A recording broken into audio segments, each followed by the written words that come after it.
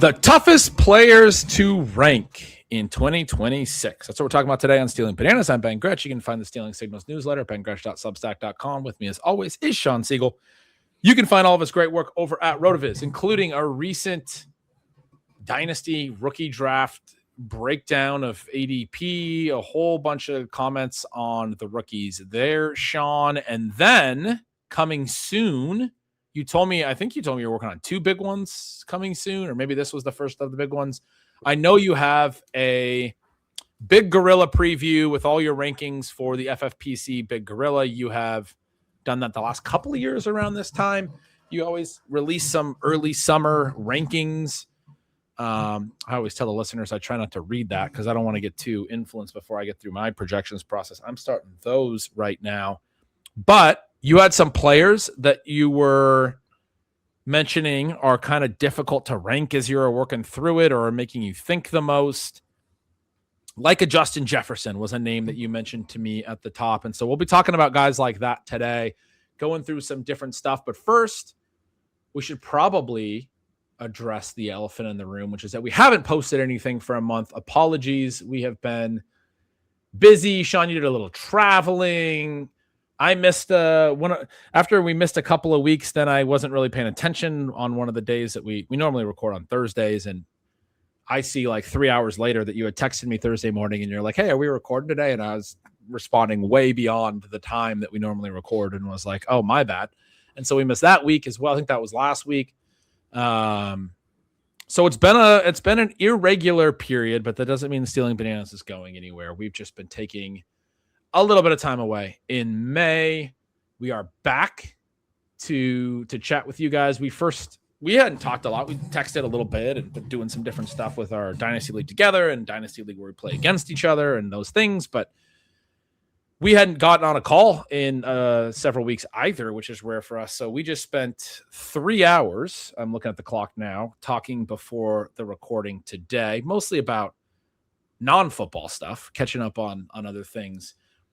The listeners who don't know, we didn't even talk about Arizona tennis, but they'll be bummed to hear that the Arizona men's tennis team did not win the national championship. You and I were discussing that a little bit in text a few weeks back.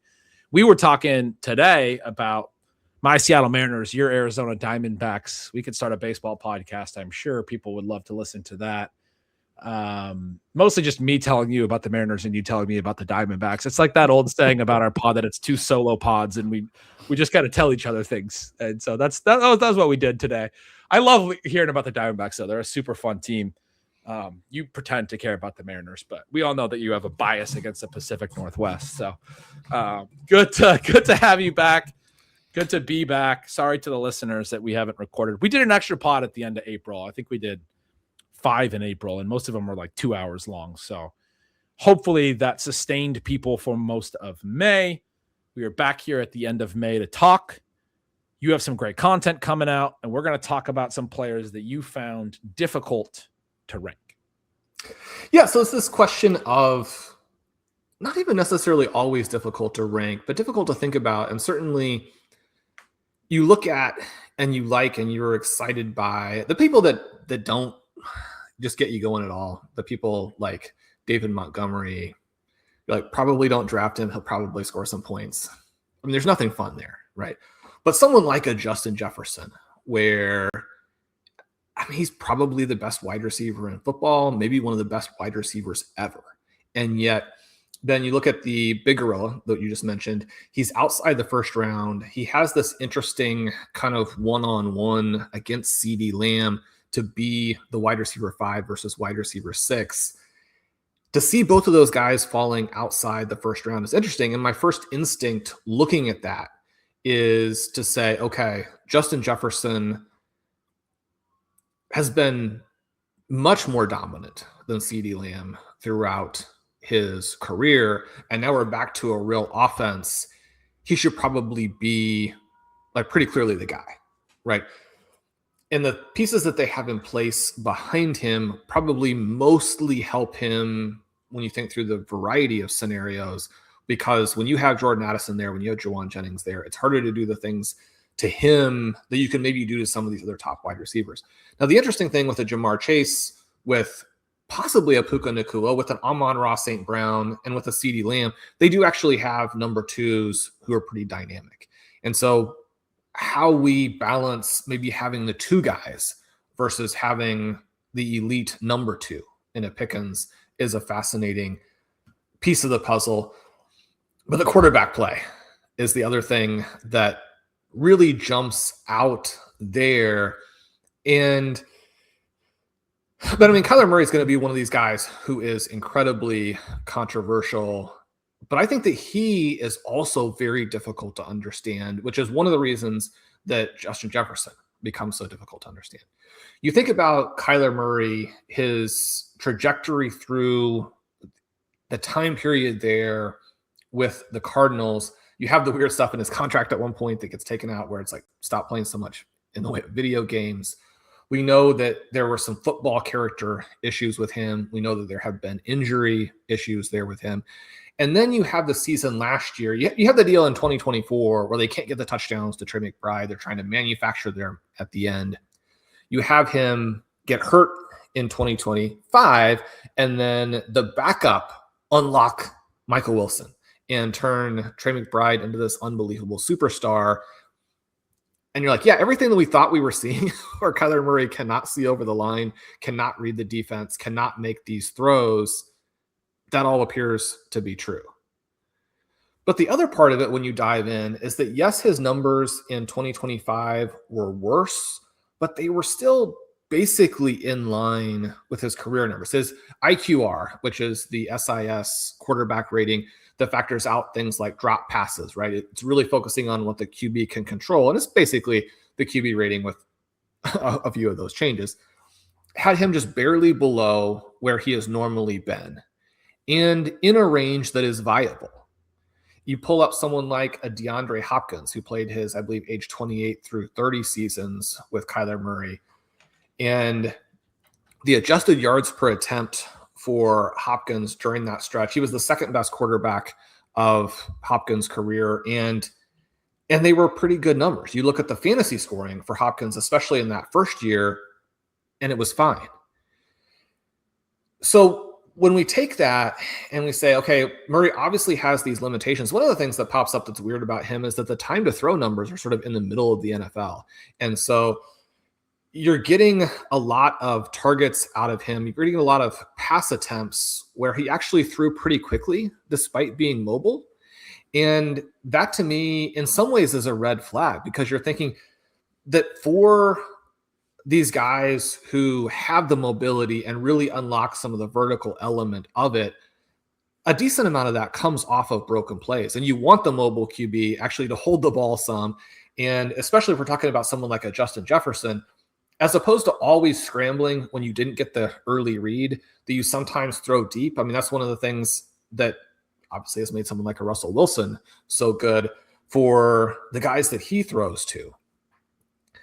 So for me, it was interesting to go through and look and to reinforce this idea that Murray probably wasn't dramatically worse in 2025, and that the decision that the Vikings had made, which, I mean, they've gone to Kyler Murray as the guy, right? This is not a legit competition. That probably isn't as absurd as it felt to me on the surface, having been a Cardinals fan and watching him and feeling like he just can't play football.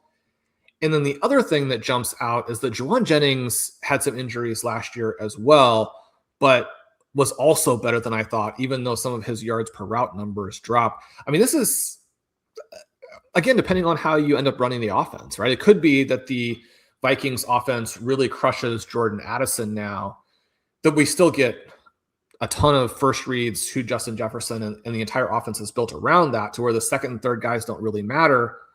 But it could be a scenario where having a third receiver as good as Jennings, it's not that Justin Jefferson won't have a good season, and it's not that the Vikings won't have a great season, but it could be problematic for the type of volume you need to do the type of season that we expect out of a Justin Jefferson. Yeah, it'll be interesting. I mean, the volume, the pass volume, the team level stuff will be interesting. I think at least on like a per route basis, I'm definitely expecting him to take a pretty big step forward based on the PFF numbers that I have in my lookup sheet. first 5 years of his career, he was at 2.5 yards per out run or higher. Then last year was his 6th season. He was down to 1.88. So he's more than a half yard lower than, and that to me is not a Justin Jefferson stat. It's a JJ McCarthy stat. I mean, it's not really on the targets per out run side. I always talk about the two component parts. It's actually not at all. I mean, his targets per out run are like basically right on his career average. It's almost exclusively on the yards per target side. He was getting the throws, but suddenly couldn't be this hyper efficient player that he used to be. He's down like below league average in yards per target. And if you watch the Vikings last year, you know that wasn't because he wasn't suddenly as open as he typically was, which is part of why his yards per target were so high. A lot of the times he's catching balls without even any, competition, no contested catches or any of those concerns. He can make the contested catches when he needs to, but what we saw was he'd create separation, be wide open, and then JJ McCarthy would throw a ball that would bounce in front of him or go over his head or whatever. And then he would have this dejected body language and look like he was super mad. And one of the things they're talking about a lot with McCarthy and trying to fix him is that he threw the ball too much on the line last year. And man, when you were watching those games, rooting for any Vikings player, it was so striking how bad it was, and it reinforces the type of throws that you get from these other NFL quarterbacks, because even just visually, it was so different than anything else you see. That's right. It was just not something that works as you watch all the other games around the league. When you have a guy that wide open, you don't need to be firing the ball. You typically see a little bit of touch, a little bit of, hey, let's make sure we get this completion, that kind of thing.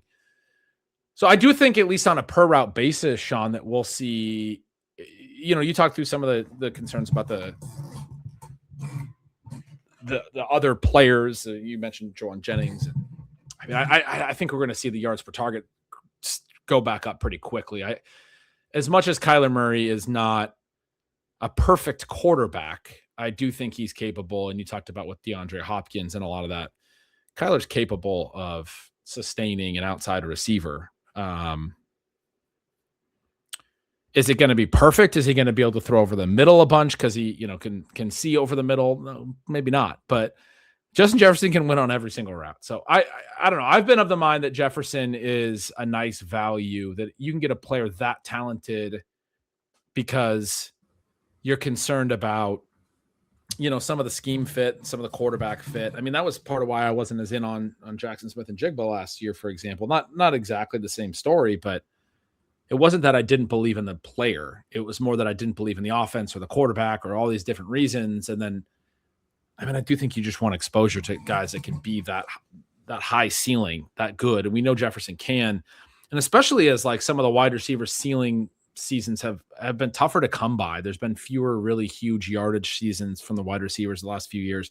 There was less overall yardage for offenses last year, despite scoring rebounding, which I attributed to the higher kick return, average field position off kicks, higher rate of possessions that ended in a score despite yardage being down, and how, you're closer to field goal range with kickers making long field goals. And when it's easier to score on a possession, my other big thought on that was we wound up with a lot of games that were kind of more blowouts. And then you have the 17 game season and more of an impact and focus on player health. And it seemed like there was more games last year where teams got out ahead early and then their opponents kind of packed it in, looked to next week. And you're getting a little bit more of that in the modern NFL than 20, 25 years ago, when it was like, hey, we played to the final whistle, we're macho men. I don't think the NFL works the exact same way with the extra games, with the focus on health and those things. And so you get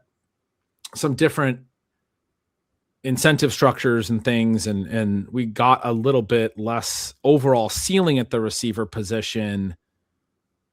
Can Justin Jefferson have a 1,600-yard season this year with Kyler Murray? Maybe not, but I think he can easily be one of the top 5 receivers in receiving yardage, because I do think that scale also comes back a little bit. And so I don't know. It'll be interesting, but I'm pretty into Jefferson at a little bit of a discount. When I say top 5, I think he can lead the NFL in receiving yardage pretty easily in the modern NFL, because I do think it's more a function of it doesn't require quite the same ceiling, and it's a little bit more of a function of like some of the offensive stuff. And I do think Kevin O'Connell's going to have some answers, and they're gonna do some things better in Minnesota. But that's a tough one as far as like.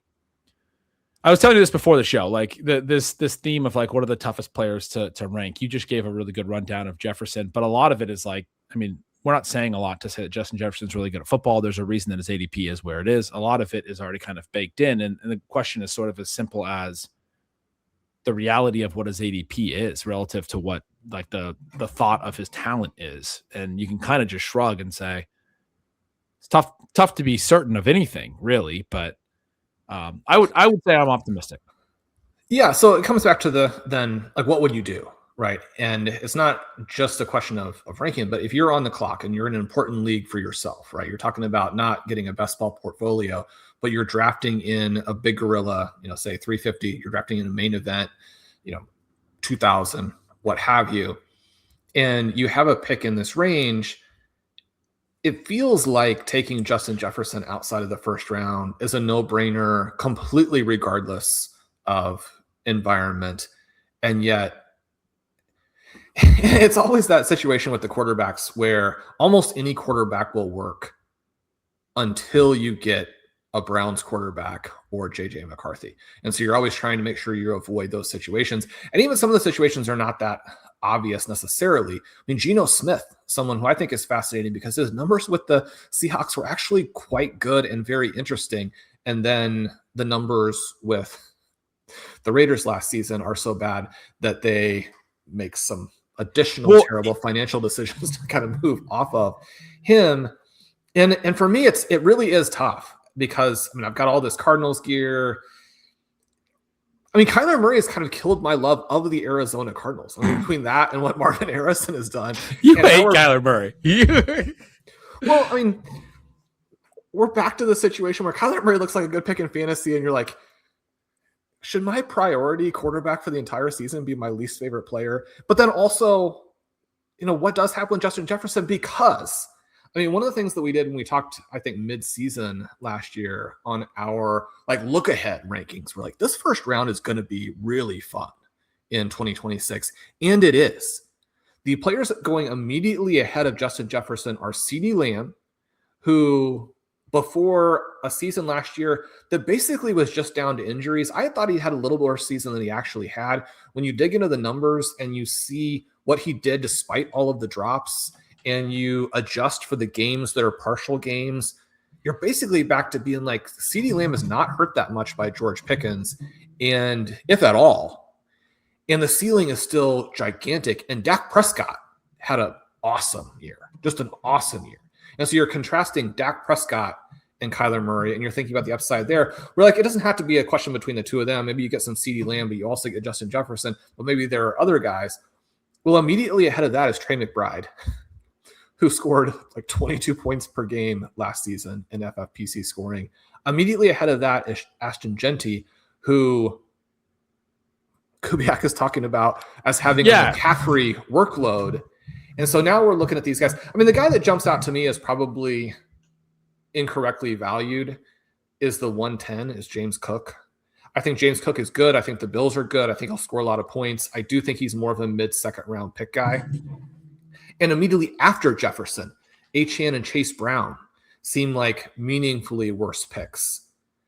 But is it a case where we would really only take Jefferson at his ADP, that is the spot you wouldn't pull him up, or would you pull him up ahead of some of those guys? It's a good question because I do want to take CeeDee Lamb, and I do want to take when I ordered up the Field Tippers series a couple of months ago now, I know I came out very favorable on Lamb. I'm looking at his numbers now.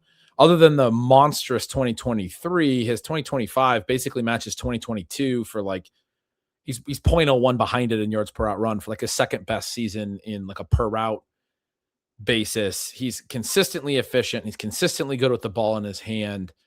It's a little bit of a matter of the raw volume, but it's always been very good. And with Pickens there, it wasn't like he was unable to get a lot of targets or a lot of key volume. I don't want to be out on Trey McBride and tight end premium just because people are worried about Carson Beck playing. I mean, I've seen a lot of that. The Carson Beck stuff is interesting to me. I do think he's going to play, and you do have to worry about the fact that the end of the season is what matters the most, and that's probably when Carson Beck's going to be playing a little bit, but he may play earlier than that, and he may be bad enough that they have to go away from him. He was a third-round pick in a class where there weren't a lot of great quarterback options, and people still weren't enamored with him, right? I mean, obviously the Cardinals were to some degree because they took him ahead of a lot of the other before the other day 2 picks and beyond. So he was one of the top QBs to go in this class, but it doesn't mean that there aren't warts in that profile that multiple QB needy teams passed until the 3rd round on. And then the other part of it is the reason like people are concerned about Brissett is he's reportedly very far apart from the team on contract negotiations, but like he came out and said, I want to be paid as a starter. And they were like, well, we don't really want to pay you as a starter because we think you're a bridge quarterback. But they're debating whether or not he's, worthy of starter money, or at least that's what his camp is creating as the debate. It's like, you're not going to get that. It's like, how much above backup money can you legitimately aspire to? Of course. But if there's any type of capitulation on Arizona's side or what have you, I mean, the fact that Arizona is not willing to just give that is sort of all the evidence you need that they're not like hyper committed to him or anything. But if there is any kind of capitulation from their side, it's going to immediately change, I think, some of the thought that what if Jacoby Brissett, what if they do decide to pay him a little more money and he plays well? I mean, he played pretty well last year. What if they're actually able to win some games in a new system? They're not going to be good. No one really expects them to be super good. They're in one of the hardest divisions in the league as well. But if they're actually able to do some things well, and then they go to Carson Beck and he's, I'm not saying JJ McCarthy level, but if you have all the receivers and all the players on the team not able to put up numbers, and when Jacoby Brissett was in there, Trey McBride just had a monster season. Like there is an element of like you lose a locker room a little bit if you're intentionally playing young players that can't play and you have competent veterans that are there. And the point I'm not saying there about if you have competent veterans is an issue because it's not destroying, but it's damaging everyone else's career. Right. It's that's the whole thing. And so as you were talking through as long as the quarterback play is not JJ McCarthy or Shadur Sanders level bad, before you even brought up the Geno Smith point last year and how he was kind of an interesting one, I was going to offer, I think it's a sliding scale based on scheme stuff too. Cause we've talked about this a little bit already this offseason. I wrote earlier this offseason, and I think scheme's more important than ever, where there's been all this stuff about 12 and 13 personnel and all the extra tight ends. And I was saying to you before the show, and I don't want to go too deep into this point because it's a massive tangent, but I think a lot of people are taking the lesson on the 12 and 13 personnel and all the tight ends that got drafted and where we're at as if it's one of these copycat trends and everyone's copying it and everyone's going to run more 12 and 13 personnel. And I don't think that's what's happening as far as the copycatting. What I think is happening as far as the copycatting is offenses want more flexibility. The point I made to you was like Sean McVay last year, what he did different than what he'd done prior was when Puka Nacua got banged up, he went heavy into 13 personnel for a stretch. They actually pulled back away from it a little bit when Nacua got healthy again. They still had it in their bag. They were still using it at a decent rate, but it was like for a stretch of time, they wanted to make teams game plan for something different and not really know what to expect. And they're playing a different type of offense. And then when they started playing Seattle, late in the year, and they played them in the postseason, I saw some stat, and I wish I could attribute it, but I saw it on Twitter weeks ago, I think. But it was like their EPA per player, I think per pass, out of heavy personnel in games where they ran at least X amount of snaps or percent of snaps in 13 or 12 personnel or whatever. And it was very, very positive against everyone except for those games against Seattle late in the year. And it's like you get into these games against a team that can stay in nickel and has Nick Emmanuel and isn't matching with base personnel. And we know that Sean McVay wants to get the defense regulated. That's the whole thing we talked about with that play caller series years ago. The defenses are now this amorphous blob and they're not regulated. And the whole thing about throwing out 13 personnel is you get them into base. Now we've regulated their secondary. They don't have extra guys out there. They can't do as much rotation post snap. And now we throw on this look. It makes perfect sense that that's what McVay went to. He wanted to regulate the defense so that he could then call plays that can beat it. Then he ends up going up against the Seahawks, and the EPA per play or pass or whatever that number was meaningfully worse out of those formations. It was like league average. It wasn't this huge benefit that they had because Seattle had the personnel to stay in nickel and defend that. And as you pointed out to me, also defend the run well enough, because there were teams that were doing that, like the Bills, but then couldn't defend the run. And then they go into nickel and you're in 13 personnel, you just run down their throats. And now the Bills are screwed because they can't stop the run. There's a lot of layers to this, but the point about McVay, what he did last year was that he was malleable. It's a long season. We're in a data and analytics era. The like advanced scouting that players, coaches have talked about when they were coming up and they were a quality control coach, they had to, watch all the film and check off all the tendencies. How often did the team throw on 1st and 10? What were their personnel tendencies? All of these things. All of that is known now, right? I mean, there's so much more information for these teams to game plan from. And so I think the lesson and then defenses are doing so much more that is difficult to game plan for. The lesson from last year with the heavy tight end stuff was the Rams were able to go from different like base offenses at different points in the season. They're able to be flexible and malleable compared to like 5 years ago when Sean McVay's offense was known for being like super heavy 11 personnel. That's all they ran. And they did little variations of plays that they wanted everything to look the same. And then they would do a slight variation off of it. And now it's like, no, we actually want you to have seen all of our tendencies in 11 personnel. And then suddenly we're going to go, or be able to match up with teams that play the heavy packages a certain way, or play 11 personnel a certain way, or have limitations. So again, my point is the copycat thing of adding all these tight ends and everything is not just explicitly to be a 12 or 13 personnel offense. And that's all we're going to do now. That's the counterpunch. Offenses are all going to run heavy tight ends. It's so that they can do that. It's so that they have the ability to be different things, right? Depending on the matchup, depending on the situation, depending on the health of players, like the Puka Nacua example. We were talking about the Chargers, and I said to you, if Ladd McConkey goes down, that's when the Chargers are going to go 12 or 13 personnel for the next stretch of games. But if Rondé Gadsden goes down, they may go 11 personnel for the next stretch of games, depending on who's available to them. And so they've created depth at both of those positions. There's multiple teams that have done that sort of a thing. Well, Ben, I think that's a good one. I actually want to jump in here and throw it to you, or force you to address one of these teams that I think is difficult. Because, and we did this kind of as a piece previously, and probably we should address other topics, but I was wondering if things have changed for you at all with the Chargers, because if anything, the Chargers have gotten more complicated and more fascinating since we had this conversation where we were kind of down on Quentin Johnston.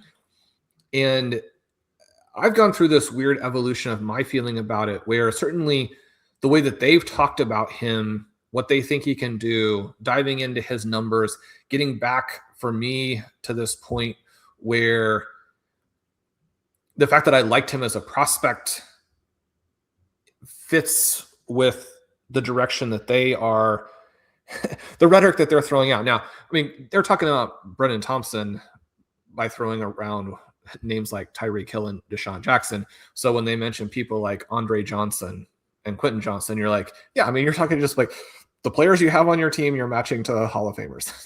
That's fine. It's not really serious like that.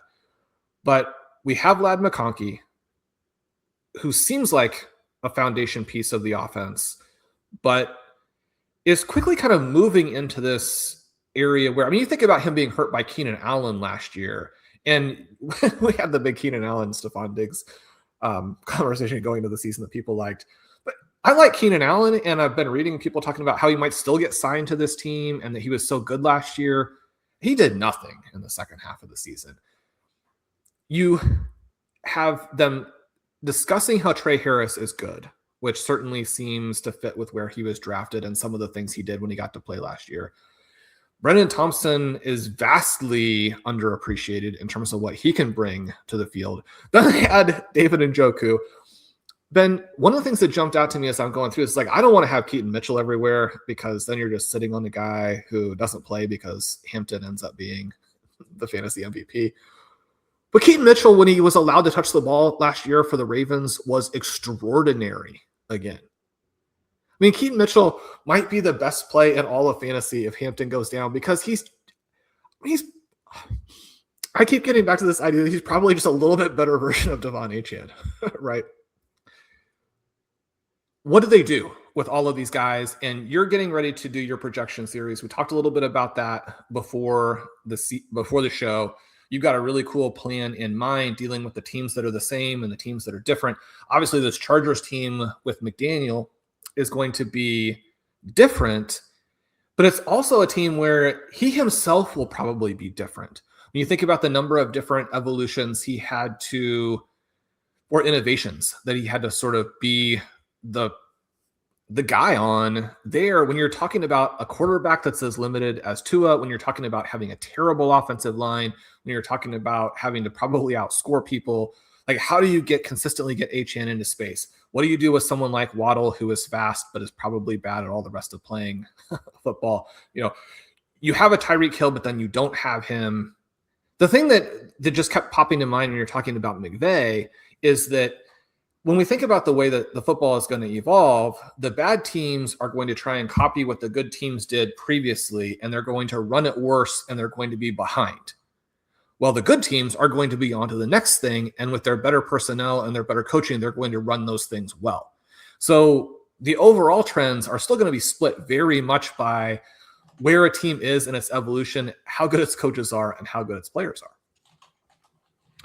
Right. And that I kind of went into that whole tangent that I said I was going to go to, or not necessarily tangent. I think it's actually very firmly related to everything we're going to talk about, but not just today, but the whole offseason and the future of the sport. But I kind of got myself lost about why I went into it. But I was saying about the quarterback thing. I felt that Geno last year was probably Geno Smith you had talked about was probably worse, in part because the scheme was designed worse. Chip Kelly ends up getting fired midseason and some of those things. And I don't know what that will mean for Geno in New York this year, but my point was going to be that there's a sliding scale a little bit. Some of the quarterbacks are just going to not be good enough. Some of them are going to be good enough, but maybe not in the right scheme necessarily. I think Geno as a one-read guy, if you're in a very poorly designed scheme, defenses can kind of tee off on that a little bit, or they can start to figure things out.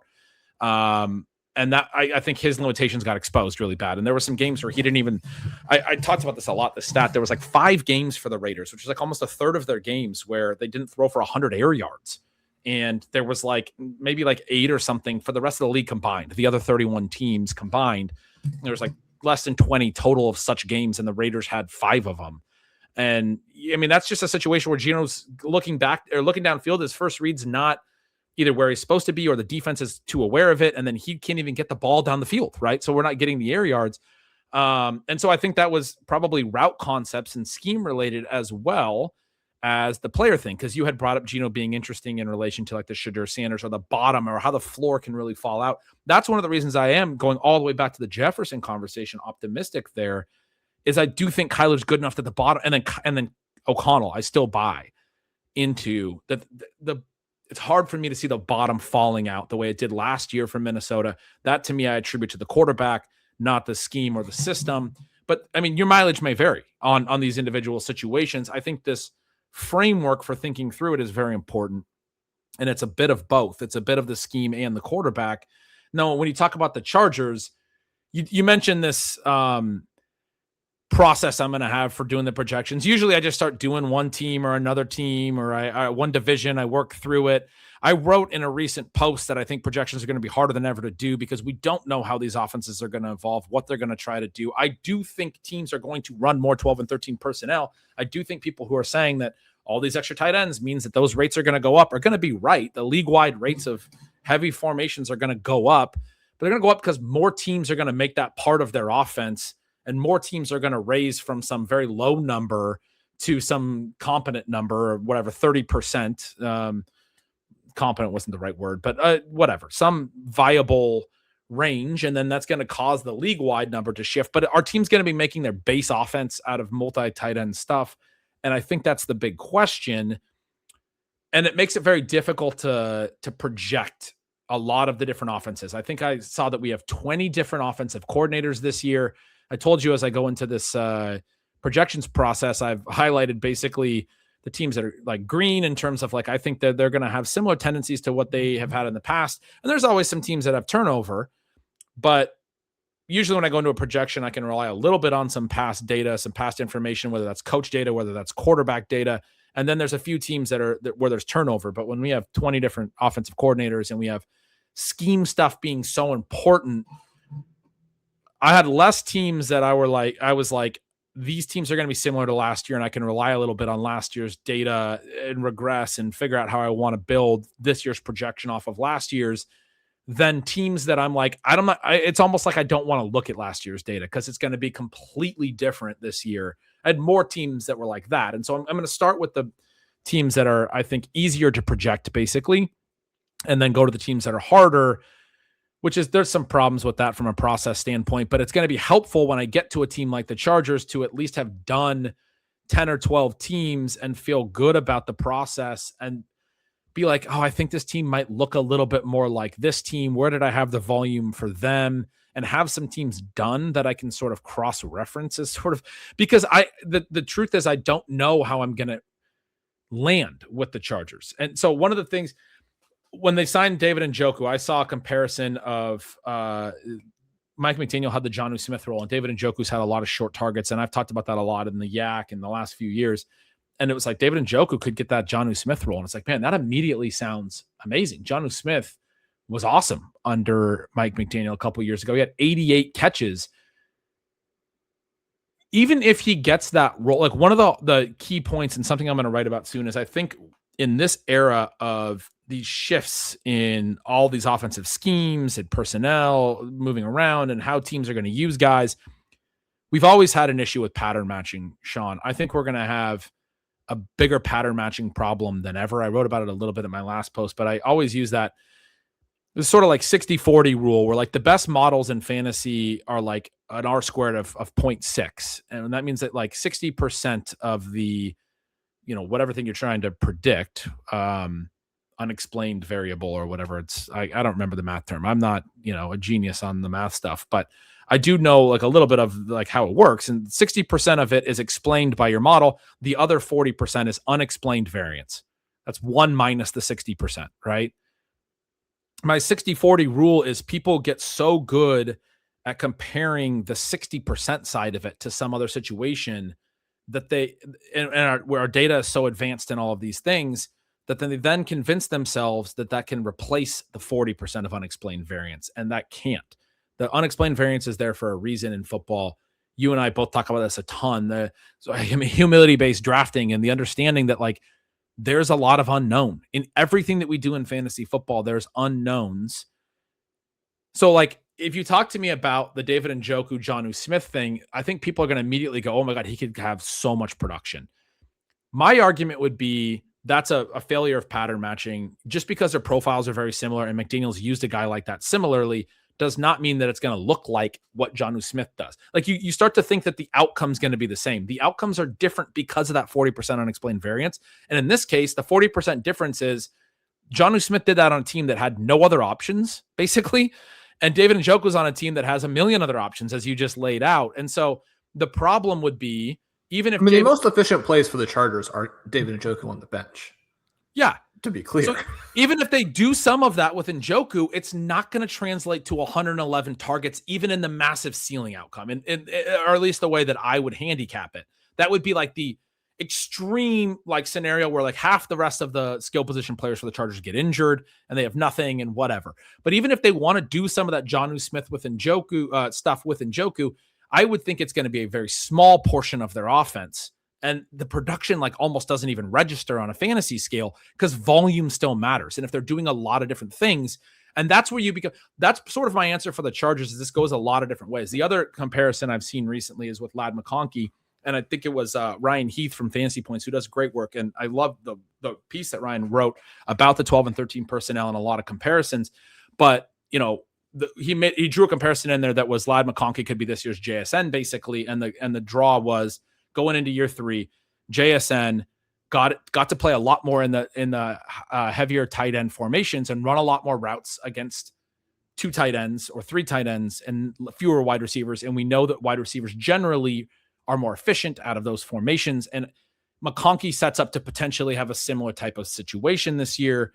And that was a very favorable comparison. To me, that's that 60% thing. It can't replace the 40% like unexplained variance, which the big differences to me are going into last year, JSN was the whole game. They had traded away DK Metcalf. They'd built the offense.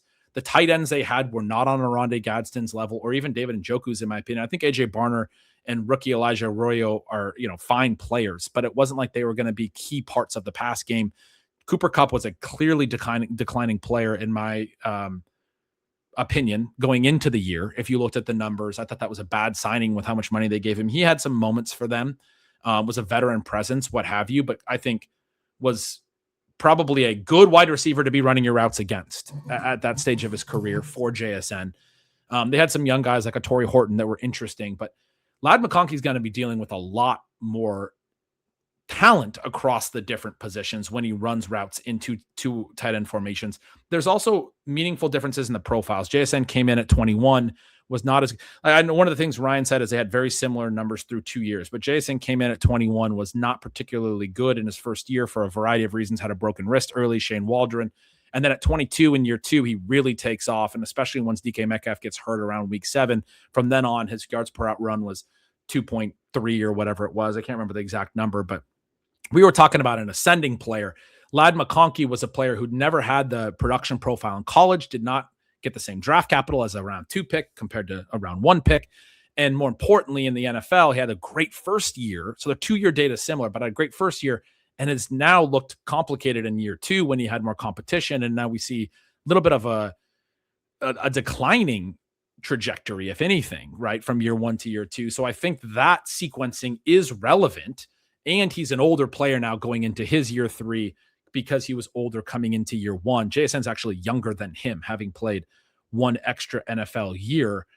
So his year 3 breakout, a little bit more of the traditional, like, I came in very young, and then it was an upward trajectory to that year 3 breakout. Ladd McConkey comes in a little older and has already come back a little bit from that rookie year production. But more importantly is the setup of the offense to me when I see this comparison. I do think Ladd McConkey is going to probably run more routes in heavy tight end formations, and that could be favorable. And that is something that is exciting. And there are elements to their profiles statistically through 2 years that are similar. And we can see a lot of similar things about them.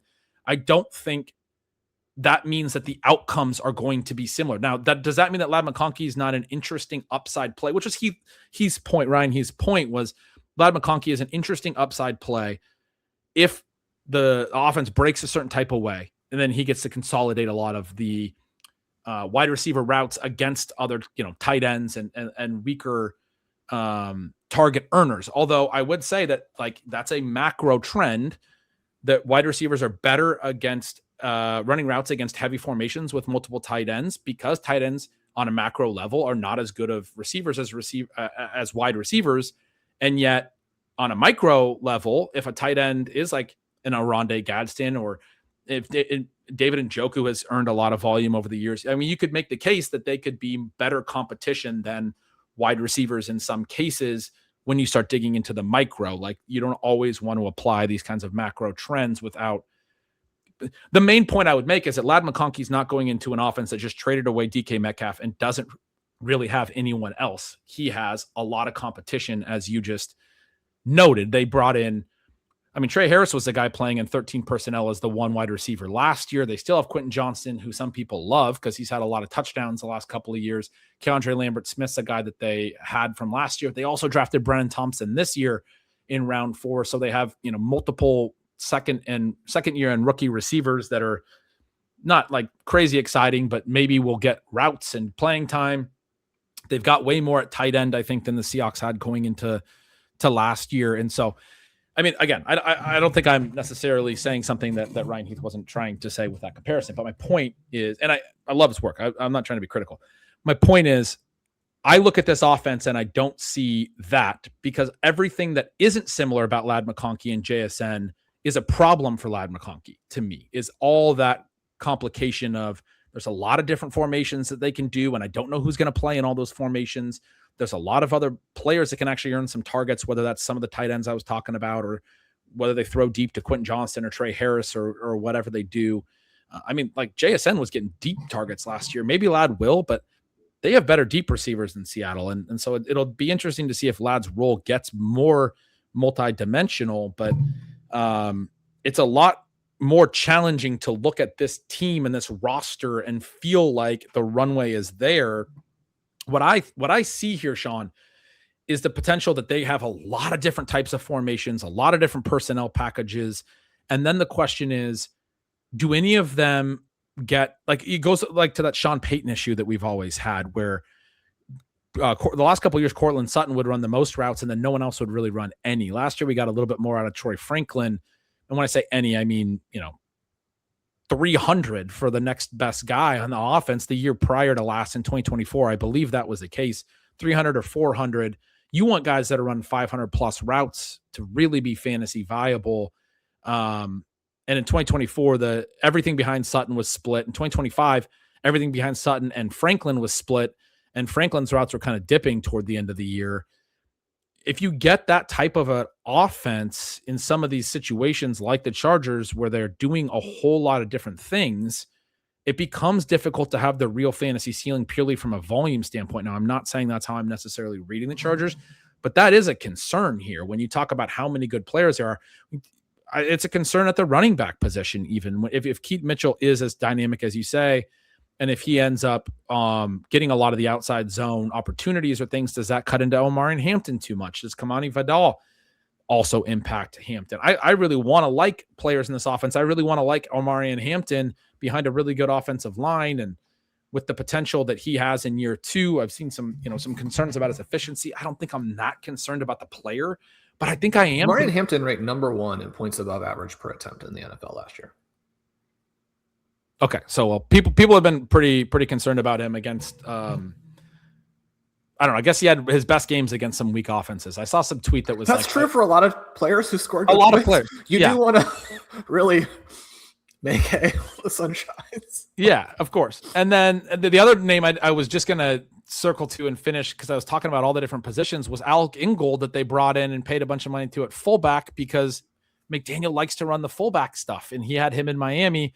And they used to have, when he went to Miami, they signed Alec Ingold to the second biggest contract in the league for a fullback, the biggest being Kyle Juszczyk, which was his fullback in San Francisco. And he used Ingold a decent amount down in Miami. And now he signed him here with the Chargers. So you're going to get 12 and 13 personnel. You're going to get some like 22, which is like 2 running backs and 2 tight ends, where Ingold's on the field.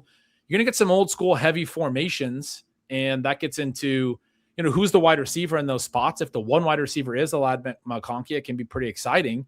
But I don't know that, again, the outcome type stuff, I don't even think I can see Ladd McConkey's ceiling being what JSN's was last year, because there's so much more to it. The JSN was a better player that was more of an ascending talent. And then part of the reason the offense was situated the way it was that he was going to be the centerpiece of the passing game no matter what formation they were in. But then they built something that worked the best for that. But I think that had less to do with the formational tendencies and more to do with Jackson Smith and Jigba. Just my stance on that. As far as how I'm like going to actually project them, I don't know. I want to go through all these other teams, but I'm worried about it. Like I'm like procrastinating my projections because I don't know how to project them. I don't know how to project all these teams that have so many paths as far as how I see the depth that they've acquired and the ways that these things can go. I mean, it's going to be tricky this year. I don't think that we have. So the thing that I would say is that we have a lot of different scenarios that are pretty fun to think through the Chargers. I think the response would be that that's true for all teams, but it's not true for all teams in the same way. So when I'm thinking about the Chargers, for me, Justin Herbert seems like the favorite to be the NFL MVP. Because you're going to have. I was thinking that the other day too. I'm firmly rubber stamping this. I was thinking that he's got to be a really good bet. I was going to look at his odds. It's a great call. You have the competency at the head coaching position, which is very important just for the stability. Then you have the elite offensive coordinator. You have what will probably be, if they get healthy and stay healthy, an elite offensive line, which is a full 180 from what they had last season. You're going to have efficient running backs, and then you have so many good players. And one of the things with Quentin Johnston is that he has some really big weaknesses that people tend to attach to when things are going poorly. And that's not necessarily wrong, right? When you have trouble catching the ball, that's a big deal. But outside of that, he does some things that certainly someone like a Ladd McConkey can't do. And when you have someone who is a vertical receiver and is a fantastic manufactured touch receiver, I mean, those are two different types of things that, especially with an elite coordinator, you can use schematically and from a matchups perspective to beat opposing defenses.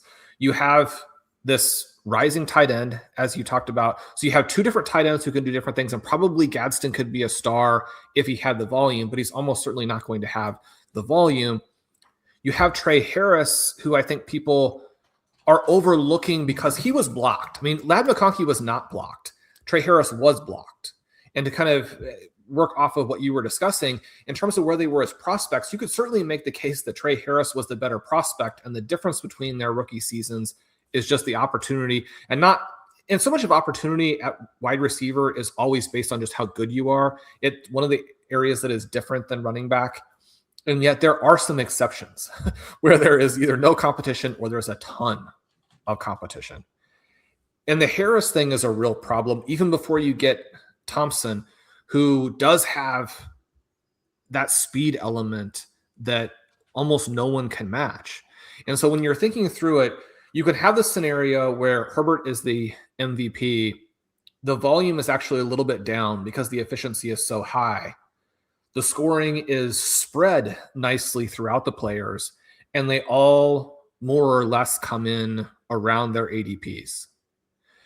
You have the scenario where it's spread, but because it's spread, the cheaper players are the people who win for you. You do have the situation with McConkey where he's the big winner and the offense is good, and this ADP that he has right now ends up looking like one of these super weird prices after the fact. Everybody's like, yeah, I mean, he's going in the middle of the fourth round. That's absurd. It was obvious. It's probably not obvious, right? And I mean, it's not obvious because people are drafting him there, but you think of the guys immediately ahead of him, the four receivers right ahead of him are kind of working backward, are Higgins, Wilson, Abuka, and then McMillan. It's not obvious that he should go ahead of any of those guys. And then you think through the guys behind him. Zay Flowers quietly had a fantastic season last year. Luther Burden is the breakout guy. DJ Moore potentially gets that kind of Diggs bump when he goes to Buffalo. Terry McLaurin has nothing to compete with there with Washington and has Jaden Daniels. You're talking about, and then it thins out, I think, substantially. If McConkey were after those four, it'd be like, yes, get him every time that you have a pick there. But I mean, there are four guys coming immediately after him.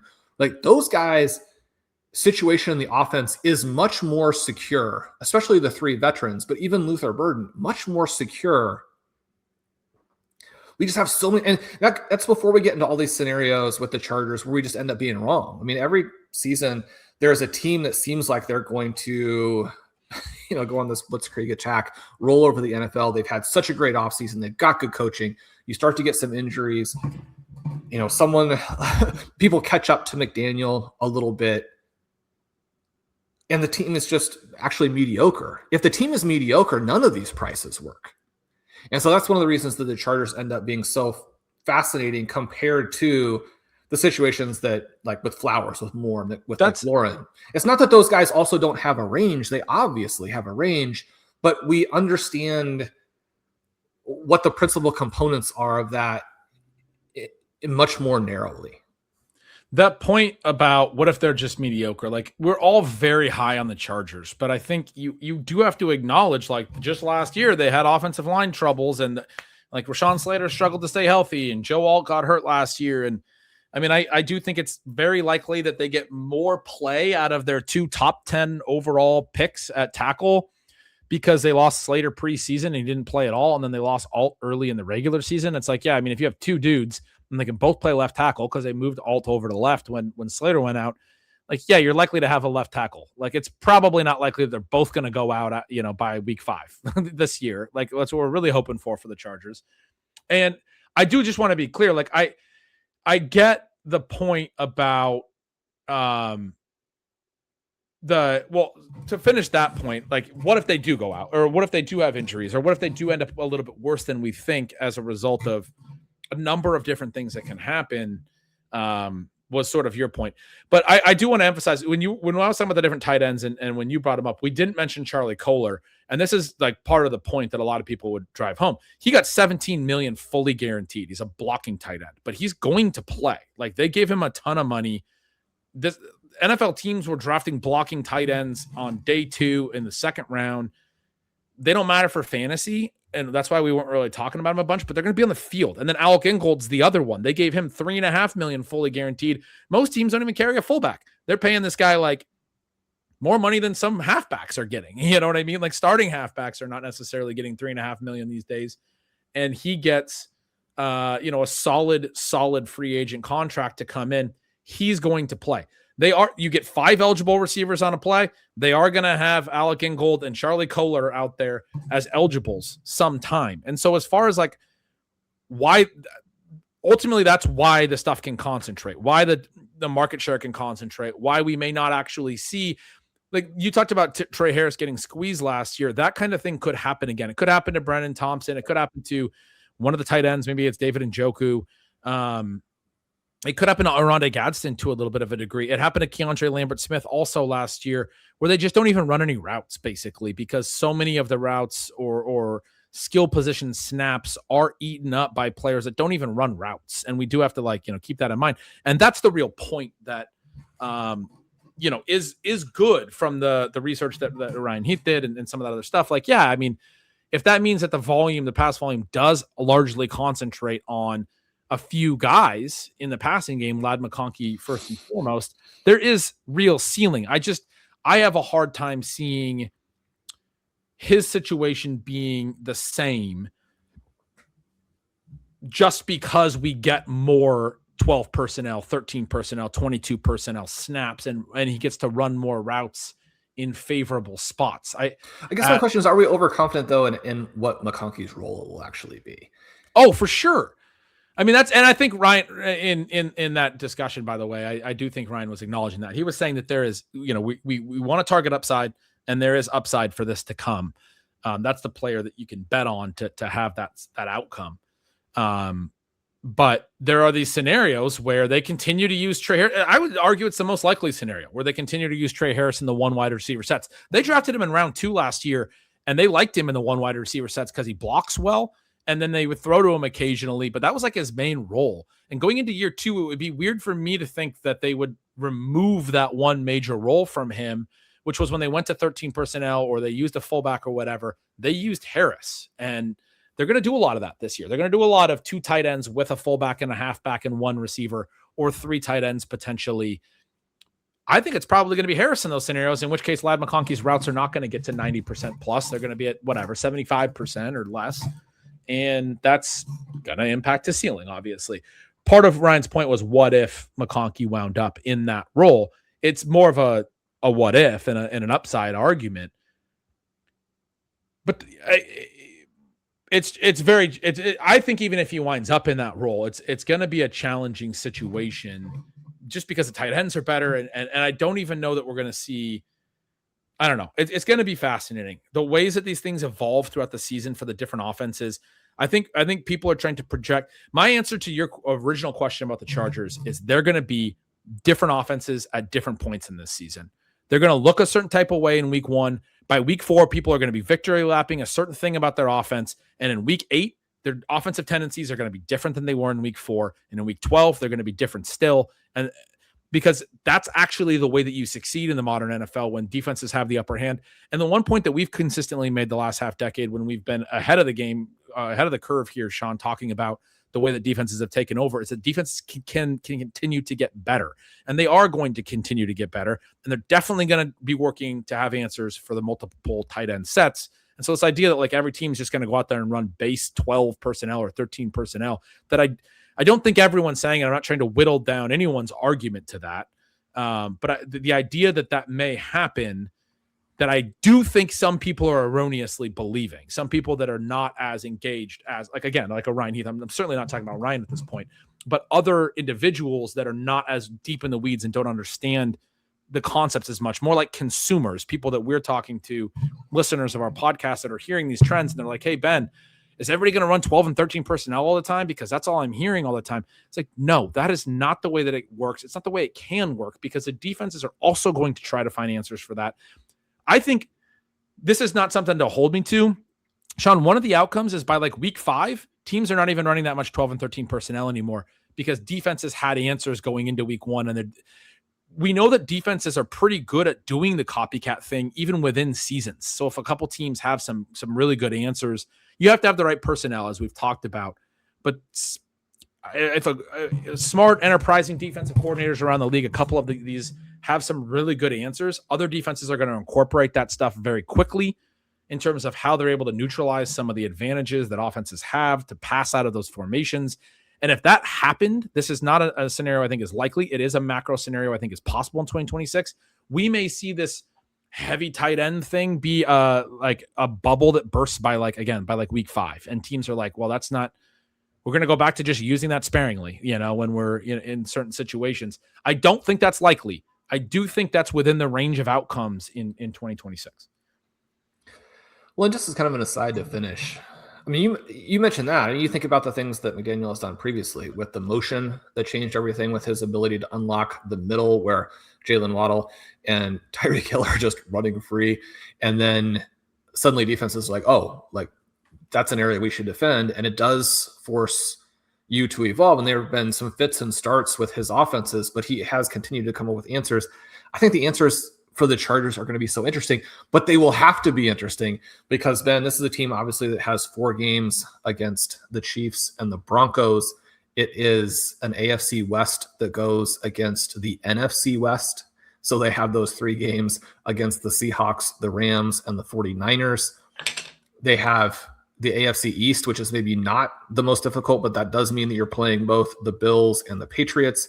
And then with the second place schedule, they actually have it worse than the Broncos because that actually means they get the Ravens and the Texans.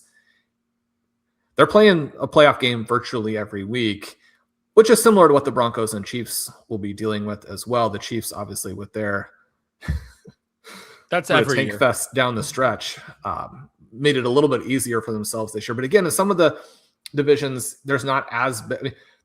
The Raiders with the very last place schedule is the place that you want to be there, except obviously, and the reason for the last place schedules is that the Raiders don't get to play themselves. It's going to be really fun to watch the AFC West in 2026 with the different stories that we have there, whether or not Patrick Mahomes can come back healthy, what you have with Rashee Rice, how washed up as a play caller and coach is Andy Reid. Does the addition of these good running backs make a difference? And do they lean into that early in the season, as has been discussed? Certainly because of the Mahomes injury and the running back additions, you have some interesting choices that you'll have to answer when you do projections for the Chiefs. And then with the Broncos, you have that Waddle addition. But not just that, you have Davis Webb. And one of the things they've been talking about is Davis Webb, in terms of the very early stuff they're doing practice-wise, running more up-tempo, and the team and him wanting to run up-tempo and whether or not they'll be able to convince Sean Payton to do that, that could be a pretty meaningful difference for the Denver Broncos. I certainly think that one of the most difficult running back questions to answer is there with RJ Harvey. And a lot of people are focusing on Jonah Coleman, but I mean, J.K. Dobbins is probably the best running back in football against heavy boxes. And one of the vaguely surprising things, and one of the reasons I think that if you're the Denver Broncos, you are making some of these changes in the offseason, both Harvey and Dobbins faced heavy boxes at an extremely high rate, which both gets back to this idea of Dobbins being able to flourish against it after he flourished against it the previous year with the Chargers. I mean, he's fantastic, right? And this is not a guy who's going to disappear for anybody, but then also helps to explain some of the issues that RJ Harvey had. Before we leave McConkey, though, or just this Chargers discussion, do you have a preference at this moment? We talked about not really preferring Quentin Johnston several months ago. When, in terms of mentioning the guys going immediately ahead of him and the guys going immediately after him, is McConkey a viable pick where he's at? given all that we don't know, but also the upside. One of the things that I always think about with some of these elite offenses is that anytime they're coming off of any sort of buzz and bump and the guys are expensive, I tend to think, especially maybe sometimes with the mobile QBs, where you have that additional layer of like how much pass volume will there actually be. You think of guys like the Eagles, guys with the 49ers at some different points, not necessarily with the mobility, but with how run heavy they would be. You have the extreme efficiency numbers. It's like, how much efficiency do we want to chase? When they're expensive, we probably pass. When they're cheap, we probably buy.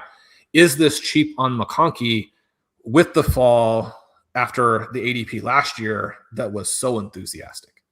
I definitely think he's draftable for a lot of the reasons that Ryan made in his argument, that you're looking for ceiling, and there's not a lot.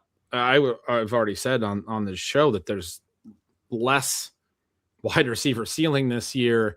I think a rebound season for McConkey that looks more similar to his rookie year in a really good offense, and he's kind of the clear lead guy, which again, I think is the point of the JSN comparison. I was just sort of saying that the outcomes can't be exactly parallel. And JSN's outcome was just so dynamic because of who JSN is.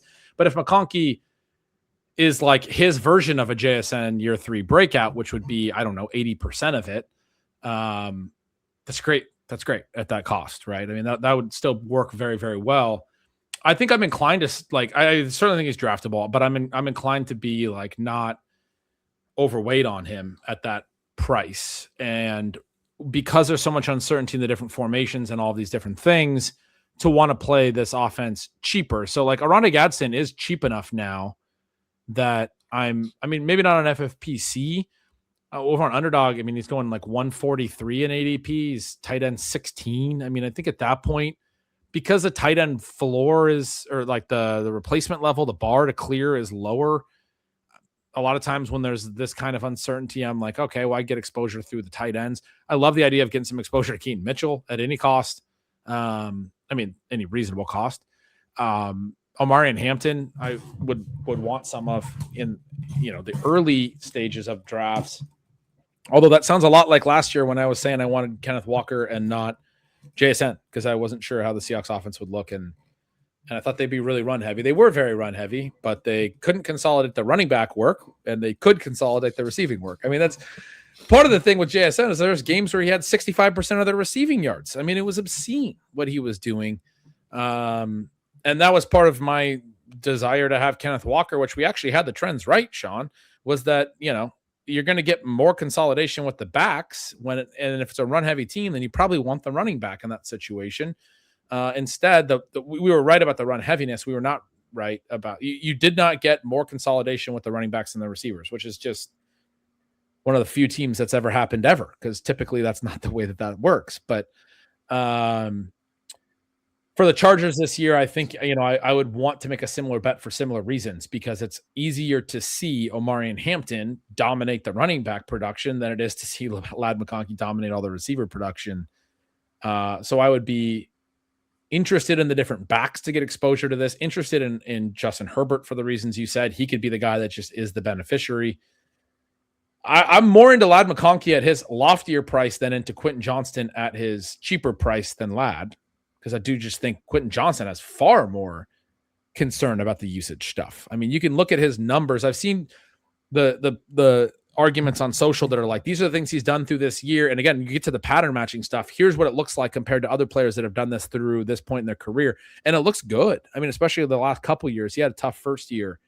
The problem is all of the unexplained variants, all the very specific stuff about Quentin Johnston. He started losing routes at the end of last year. The team has already basically said that they don't think he's that good. They've been trying to gas him up and get production out of him. They've went and acquired a bunch of overlapping skill set players via the draft. Mostly they were rumored to want to trade him this offseason and maybe couldn't find a suitor or something. I don't think he's not going to. They're like, you can only drop so many passes and have other teams reach out and be like, oh yeah, sure. Send him our way. Yeah, we'll send you a second round pick for him. Like, no, it's not going to happen. And they're like, hey, he was a first round pick and he scored all these touchdowns. Give us, a draft capital back. And teams are like, we'll swap sixth. He's not. I don't think that's what the actual value is on Quentin Johnston, to be clear. But I do think that you start talking about the different formations that these teams are going to run and who gets squeezed. If Ladd McConkey plays a lot, and then if Trey Harris actually is the guy in some of the one receiver formations or gets to play more just generally going into year 2, I mean, yeah, Quentin's the guy that gets squeezed pretty quickly here. Part of the reason he's been so productive the last couple of years has been routes. He's been able to run a lot of them. I don't know that he's going to run a lot of them this year. So I get concerned for him. Am I wrong? I mean, Harris is a guy, I would want to play this cheaply. So Harris is another guy that I'd want to get into in the cheap rounds and just see what happens with the routes in the early part of the season and the usage. Is that how you would think about these different ADPs? I guess when I had this much uncertainty, I like to play the cheaper pieces. And one of the things that you could do is, I mean, you could basically build all of your teams with Quentin Johnston plus Trey Harris, or Quentin Johnston plus Brendan Thompson, who's not being drafted in redraft right now. So you could basically build it with the idea of, I can draft this guy, and if I need to add someone in free agency later from his team who's exciting, it doesn't even cost me an original pick. And that type of coverage for a team that we expect to be really explosive. And this is going to be one of those teams where you could run into that issue where some of these compiler types of guys, which I do think that McConkey is, even though he demonstrated explosiveness down the stretch of his rookie season, that you're like, well, I wanted to get all these targets and work over the middle and do a little run after the catch and all of those types of things. Unfortunately, Hampton broke off a 70-yard run, and then Mitchell broke off a 40-yard run, and then the defense lost track of Thompson. He went for 60 yards, and then they actually got Quentin Johnston deep, and he didn't drop it. And then we did the same thing for Trey Harris, and we got to the end of the game, and they're like, they just didn't need me. And, man, it's tricky because you can add him there, and I think he's a good pick there, but there is no potential for Zay Flowers to have that happen to him, and he's the next guy who comes off. There is very little potential for it to actually happen to Luther Burden. Even though Colston Loveland is being drafted as though he's going to crush the receivers. And then the more I dig into it, Dunze, I still have. So I guess my next question for you would be with Burden and a Dunze. That's another one that I find fascinating in terms of hard to project. I think if you look at a Dunze. So before we go there, I want to go there, but I want to pin you down on this. I did want to say that my anti-Pacific Northwest, which, I mean, talk about casting aspersions in the intro. That's only on your Washington Huskies. I don't have a problem with other Washington-based teams. So, but before we go to the Bears, because that is a really fun one to go to next. You think McConkey's ADP is fine, but you were basically saying you're kind of out on him. You'd rather go cheaper. But did I understand you right that if your idea of going cheaper was to actually draft a decent amount of Quentin Johnston? Yeah, I think if your other guys are gone there, you're going to have some situations where you want to draft him. It's a fascinating area where he comes at the end of what I would consider to be the 2026 wide receiver window, right? And if you look at the actual two guys he's sandwiched between, you're probably like, those players are fun. Or at least if you're me, you're like, these other two players are fun. Right before him is Xavier Worthy, who we obviously know all of the stuff with that. The player right after him is Matthew Golden. And I mean, Ben, I believe in production above everything, in part because I think it gives you a really good sign of what the player is going to do. I mean, production tells you what the player is going to do, right? They're going to be themselves, and people who've been good are going to be good. That's one of the reasons we can actually count on college players more than people think. Players who are good continue to be good. I also like it because it's democratic, right? And people are being given credit for what they have done. And so, you have the meritocracy there. I do think that Matthew Golden, when you look at Matthew Golden versus Christian Watson, they're at 29, right ahead of Carnell Tate. And Christian Watson is very fun, but you're going to draft him ahead of Tate, ahead of Marvin Harrison, ahead of Jordan Tyson. That one I have a lot of trouble with, even as a Christian Watson fan. That makes no sense. Jaden Reed obviously has the problem of not playing in 3 receiver sets. One of the things I think will be interesting with the heavy packages is whether or not we have some of these guys who have traditionally not played in those sets, if the offense finds ways to sneak some of these guys in, right? If you have, and one of the things that maybe I wasn't as aware of that gives me a little bit of hope is that Jaden Reed's route percentage, his snap percentage, his being on the fieldness in the 3 receiver sets was so much higher than the other guys that he gets some of it back. And so then the big problem you're looking at with the Green Bay Packers guys is just that none of them run enough routes. And then you get back to this Christian Watson price and you're like, yeah, that price doesn't work. But maybe someone like Reed has their role evolve. The really high visibility guy who had that, but is enough different than the tiny dudes that probably doesn't really give you direction, would be like a Cooper Kupp. But when you're talking about players we like Jaden Reed and Josh Downs, and you're like, they would be awesome if they just played more, I think we have to be open to the idea that they will play more. It's probably not going to happen. And so then when you look back down at Matthew Golden, you're like, that dude is all hope.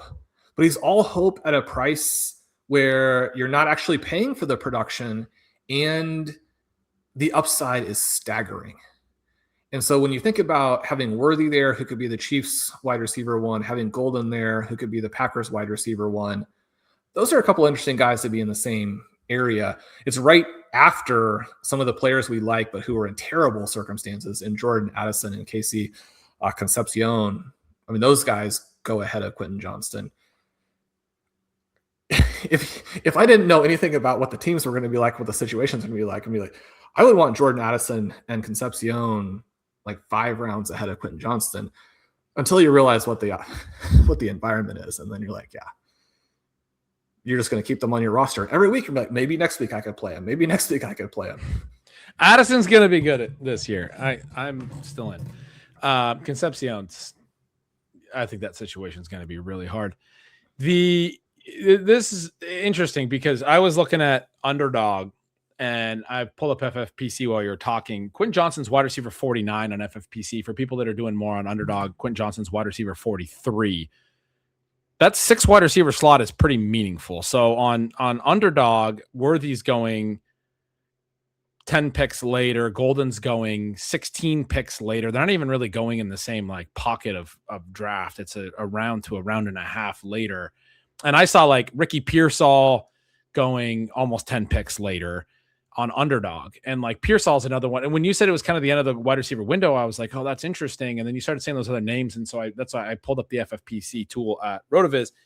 And on FFPC, Pearsall's going wide receiver 41, 8 wide receiver spots ahead of Quentin Johnston, almost 2 full rounds ahead of him. And then over on Underdog, Pearsall's going 10 picks behind him. And I'm not a super big Pearsall fan, but I do think Pearsall's very draftable in this range. And so when you had first said the window's closing, I'm looking at it going, there's a lot of receivers after him that I would take. But over on FFPC, little different when you get into that wide receiver 50 range, as you were just talking through. So I understand your perspective a little bit more from that regard. It's a meaningful change to drop that far down the wide receiver list when we start talking about when you do hit the wide receiver window closing. For example, he's at wide receiver 49 on FFPC, or what I'm looking at has Worthy at 50 and Golden at 51. You have probably different dates set. So you have Worthy ahead of Johnston. So you may have Johnston at wide receiver 50 over there.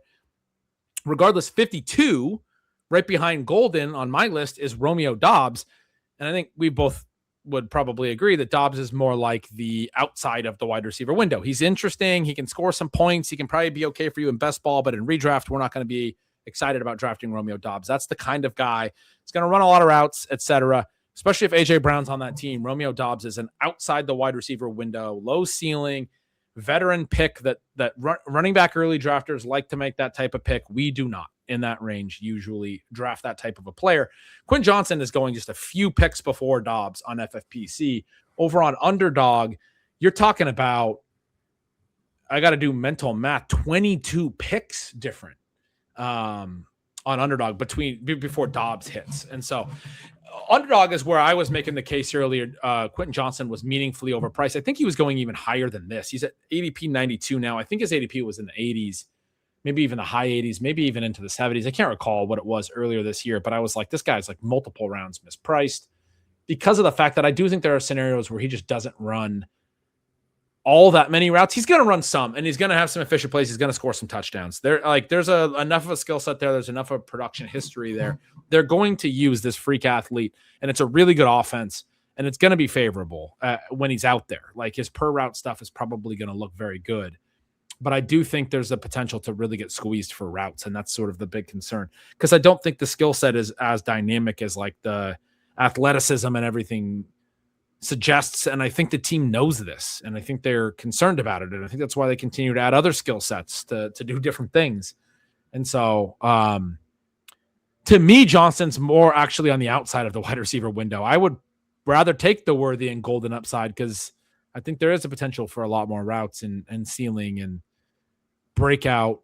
And I'm not especially with Golden, I'm not super optimistic. The Worthy thing, we're always going to be probably too optimistic on guys that we were previously optimistic on and then get cheaper. And then, Worthy's going so low at this point that, like, we believed the thesis before. We can certainly tell ourselves that week 1 shoulder separation was a pretty big deal for his second season. He was a 21-year-old rookie. The guy's still super young. Yeah, we're going to talk ourselves into. He's younger than most of the rookies. Just to make up a number. He's younger than, exactly. Most of the rookies. Yeah, he's this dude. Like, I was making the whole point last offseason, he was 21 until April. So he was 22 until April this year. He just turned 23 like a month ago. There's a lot of 23-year-old rookies that are coming out in this class. Like, that's the way that it works. This guy's still super young. So, if you're a Stealing Bananas fan and you're sick of how much we talked about Xavier Worthy last year, guess what? You're in for it again this year. We're probably just gonna allude to it like we have here. Yeah, we're gonna actually probably not spend too much time on him, but he will wind up on some of our teams. I can pretty much guarantee that. But yeah, after that point, Romeo Doubs, the next receiver is Jaden Higgins. I think he's somewhat interesting. Khalil Shakir, definitely concerned about him now that DJ Moore's there. Jalen Coker comes in at wide receiver 55. Love that guy.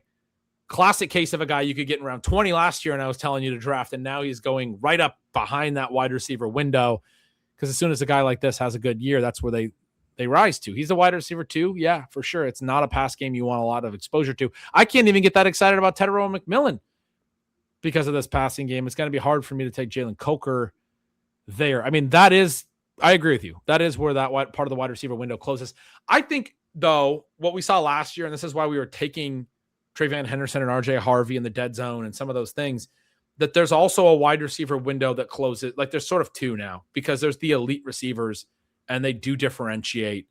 And that one might close like really early. I think AJ Brown still has a lot of ceiling at wide receiver 12. I don't think that I want Chris Olave to be in that group at wide receiver 11. So that's about the transition. George Pickens at wide receiver 13 to me is just a little bit overpriced off a good outcome for his type of player. Last year I was saying Pickens should be going similar to T. Higgins, and I wasn't taking a lot of Higgins in this range, and I wanted Pickens cheaper. And now they've sort of flipped, and Higgins has fallen, and I would rather just take Higgins cheaper than Pickens at this point. They're sort of similar, working off an elite number 1 with a good quarterback and the various things that set up for them. Higgins isn't quite as cheap as Pickens was last year, but it is sort of a similar dynamic. And I would rather play those guys when they're a little bit cheaper. Neighbors at wide receiver 10, Nico Collins at 9, Rashee Rice at 8, Drake London at 7. That's sort of an interesting range. Neighbors health permitting. The other 3, some other situational stuff. The only guys that I feel I feel like there's almost a drop off after 6, after Justin Jefferson and CeeDee Lamb are 5, 6. Like, there's 6 dudes that to me are at some point between Jefferson and when we get down to like the Olave and Pickens, that's a tier break. Like, and there's a meaningful tier break. And those are the guys that can go for 1,500 yards and no one else can anymore. Not literally no one else can, but it's you almost need to think of it that way. And that's part of why I get back to this thing where people are like, they want to go really running back heavy again. And I'm like, all right, but if you're going to leave me CeeDee Lamb, Justin Jefferson at the 1-2 turn, and they wind up as the wide receiver 1, wide receiver 2, it's going to be a lot like when you wrote the 0 RB thesis. When you could get 2 legit superstar wide receivers. You didn't used to be able to do this. And in a landscape, the big thing about when you wrote that back then was there was a landscape like this where there weren't as many great wide receivers. We had a little bit of a different league for a while there. 2018, 19, 2020, passing numbers were up, man. Passing numbers are back down. Go look at the league wide numbers. Like the yards per game passing has fallen back down a little bit. Certainly. I mean, we know that. And it makes it so, yeah, so let's go to the Bears, because Rome Odunze is the next, Luther Burden comes in, Rome Odunze comes in as I'm looking through this ADP. Burden at the 4-5 turn, Odunze at the 5-6 turn. Those are guys that I'm really into. Well, Burden I'm really into, and Odunze am from a perspective that I don't think they can be as good as those top 6 and whoever else can be that elite, which, like, again, I think AJ Brown can be. So, like, I think that first wide receiver tier break is somewhere in there. It's a big tier break.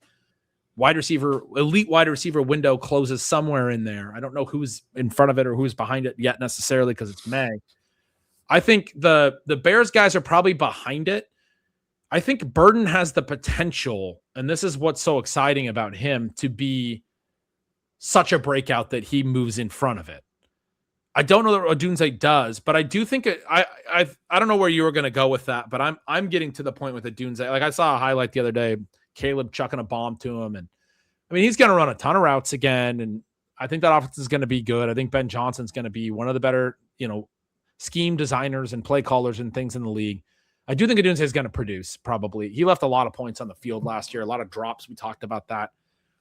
I still think he's probably good enough to produce and be a high floor type player. I understand why people would want to take him in best ball. And if we're in a league where there's not that much elite wide receiver ceiling, I mean, can wide receivers like him, I mean, is a round 4 and round 5 sort of a wide receiver dead zone is one question I have. And then if it is, it's very similar to a running back dead zone. From the perspective, the way I always define the dead zone was elite ceilings, and the running backs in that range could be small hits, but they could also be big misses. The difference with receivers is you don't get the big miss risk quite as much, which for running backs, I would be thinking about the guys that just lose their jobs. Chuba Hubbard was going in that range last year, lost his job to Rico Dowdle for a long stretch. That is a big miss, in addition to injury rates, but wide receivers get hurt too, people like to point out. But running backs can just lose all the work, and that can be a huge issue. Odunze would be, to me, more like a small hit in this range, but also probably small miss. I don't think I'm seeing him as a big miss player in that offense with the routes that he's likely to get. Is that type of a receiver draftable is one of the big questions I'm asking myself in the round 4 or 5 range. I want to ask you as we talk about the Bears. Am I thinking of Burden Odunze correctly is the other question. Like, what are you seeing with those guys? So the thing that really caused me to pause when I was going through the rankings was to jump into the numbers and see this relationship between the big first month that Odunze had and when he suffers the injury that makes it more difficult for him to perform. And so much of the uncertainty that we have, and I think when we end up missing on players, especially young players potentially, is when they're just playing very hurt. And then you're like, oh, well, this guy can't play because he's not efficient. And we know the stars don't perform like this. You also have this catch point element where through the first 2 years, he's been terrible. And I think that for me makes it feel like he can't be a star because he doesn't have the ability to consistently go and make the big plays that we need to see from the stars. But the flip side of that is that even someone like a Jamar Chase is all over the place in terms of like how many passes he ends up dropping. And you still have this question with Burden where he did some really good things for them. And on a per play basis, you have the efficiency that you're looking for. You have the separation. You have the yards after the catch dynamic. You have him moving in the right direction. And now because it was a Ben Johnson draft pick, you're like, it's obviously got to be him taking over, especially as they move DJ Moore out of there. I think you have to draft Burden. I think Burden is a fun play. One of the things that I really look for from almost all of the receivers that I want to draft is that they're good after they have the ball. That just gives you so much more upside and so much more that you can rely on. But I do want to question myself on believing that Odunze is either completely a bust, which almost certainly isn't true, or that there's not still some potential. One of the things that we get kind of lost with on some of the guys now as the NFL is sort of shifting so quickly in the draft, and basically, I mean, the college football is shifting where you have the NIL, you have the transfers, you have so much cross incentives, different incentives than you had in the past, and it may change what we see in terms of the trajectory for players and what that means for them transitioning to the NFL. But Odunze, part of my thought on Odunze always still comes back to this idea that he was overdrafted by the Bears and that he should have been more of a number 30 pick guy. And if he had been picked at the edge of the first and second rounds, in reality, we would have a little bit of a different framework for what the expectations should have been, what was realistic, how he's moving through. Sometimes having less of a contrast between what was hoped and what's happened actually helps you a bit in terms of thinking the guy could do a little bit more in the future. But the Bears are also one of these fun teams in terms of having a very wide range of outcomes, even though I think we know who's going to play, which is different than the Chargers situation. I mean, it could be the Colson Loveland show. It could be Luther Burden. It could be Rome Odunze bouncing back. I mentioned at the beginning that one of the things that I thought was frustrating about Kyler Murray is that he doesn't hold the ball and then throw it. The only person who had a longer time to throw in the NFL last year than Caleb Williams was Shedeur Sanders. Right? He is going to hold the ball, and then he's going to try and make a hero play, and sometimes he does. And that willingness of Williams to hold the ball and throw is one of the things that robs us of the hybrid value he should have as a QB. But I think it also opens up this really fun scenario for Odunze where he ends up being one of the massive hits from this season and ends up being an air yard guy where suddenly those air yards are converted at a higher rate. But he's like at 50% catch rate through the first two NFL seasons. And even if he continues to play about the way that he has, that is going to improve. As long as he doesn't play worse. And I mean, getting benched is a separate question than what his catch rate ends up being. But he's not going to continue to catch only 50%. I don't think he can get benched. I mean, so they brought in Khalif Raymond, who the Lions he was always good on a per route basis, but they always used him as like a rotational fourth receiver, even when he was like awesome on a per route basis, like over 2 yards per route run. They never really wanted him to be a full-time guy because they use him on some special team stuff and different things.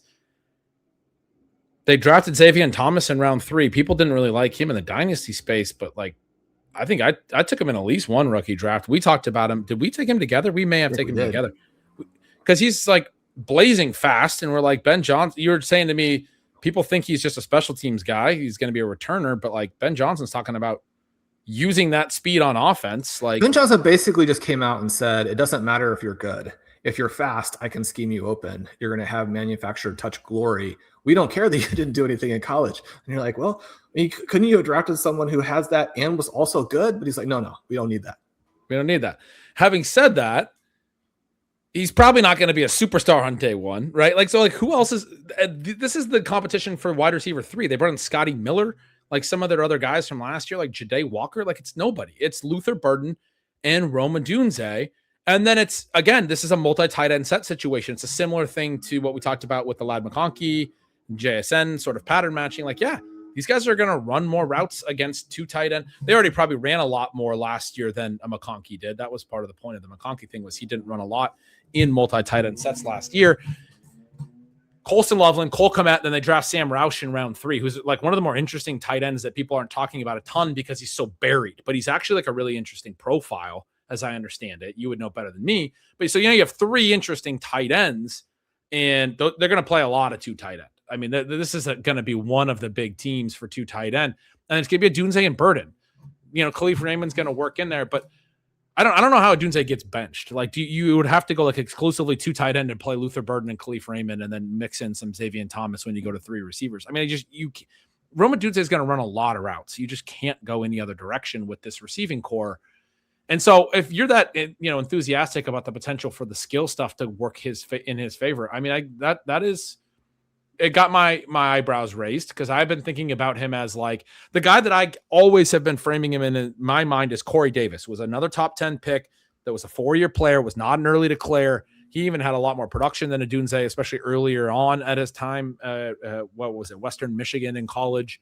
But Corey Davis always wound up being like a solid number 2, a productive player, fantasy relevant at times, especially in deeper leagues. He's always rostered, but not a star. Never good enough for us to justify a top 10 overall, draft selection. And that's what Odunze's career has looked like from a shape perspective to me early. They even play similarly. Like they are somewhat similar players for sure. Size and a lot of those things. But you're seeing as, potential for a step forward with him. I am having a little bit of a hard time with Burden, because Burden's thing, like, there's a lot of like, we want to get back to the pattern matching. Like, he's ran a lot of the same routes that Amon-Ra St. Brown ran in the Ben Johnson offense and all those things. I have real concerns with his limited routes in year one. Like, we want to go to Amon-Ra St. Brown. Amon-Ra St. Brown, when he broke out as a late season rookie, was running all the routes. Like, he was producing, and he was immediately that dude, and he continued to be that dude as the seasons went on.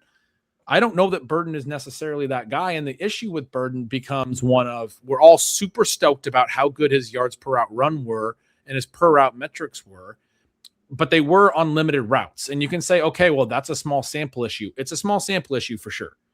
There's a bigger issue at play there, which is the issue that I brought up repeatedly last summer with Marvin Mims. The routes were limited to the specific types of routes that were more likely to be ball in hand stuff and things for him to succeed, which is why his per route metrics were better. If he ran more routes, which is a problem that he didn't, his yards per route run almost certainly would have came down. You can't fill in the routes that he didn't run at 2.5 yards per route run. You have to understand that a full route share, 2.5 yards route per run, is better than a limited one.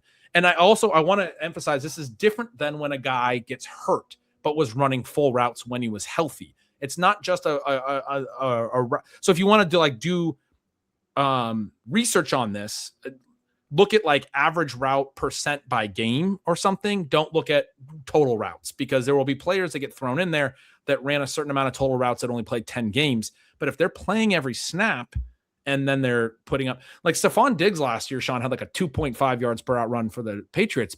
He was playing though, he was healthy the whole year, but just not running a lot of routes. They were using him situationally because he's an old dude. And then they were throwing to him when he was on the field and taking him off when he was very unlikely to get the targets. It's shocking when you go back and look through it, like how exaggerated it was, of how efficient he was and how little he played on a team that was desperate for receiving production.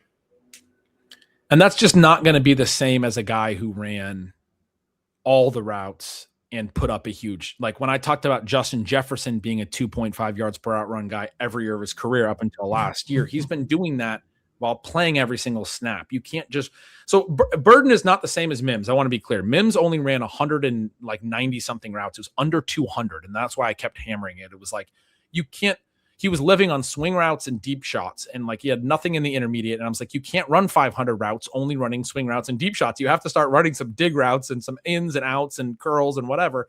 And he didn't even get to run those. So it's not only that we can't give him a 2.5 yards per route run for those unran routes. We should probably assume that he's inefficient on those if the team was not using him in those ways, because it would have been nice to just keep him on the field for everything, right? And so that was my concern, is people were taking that and going, well, he was really efficient. He's going to get more volume. We know efficiency leads to volume, but it was a very specific type of usage. Burden stuff, not like that. Burden ran all the different routes. He ran curls. He ran in breakers. He ran all the stuff. It's just that they weren't always leaning on him. When they turned Colson Loveland loose late in the year, Colson Loveland was running routes on like 80% of dropbacks, which is a thing that most tight ends don't do, frankly. And he did that the last few games of the regular season and most of the postseason until I think the game they were eliminated. I think he got hurt. So if you go, look at this, his routes will be a little lower in that final game. But the first postseason game, and then weeks like 18 and 17 and 16 and 15, maybe, I can't remember exactly what the numbers all are, but And did they play to the NFC Championship? Did they play 3 postseason games last year? They had the overtime loss that killed him in there, man. They were, and he got a concussion in that game. Did he not? I don't know. They were your team. I think he got banged up in that game, so his routes weren't quite as high in that game against the Rams, if I remember.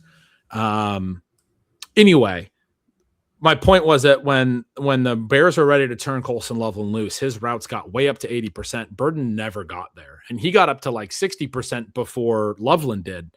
But he just like hovered in that range, 67, 70%, wasn't getting up much higher. I'm concerned about that.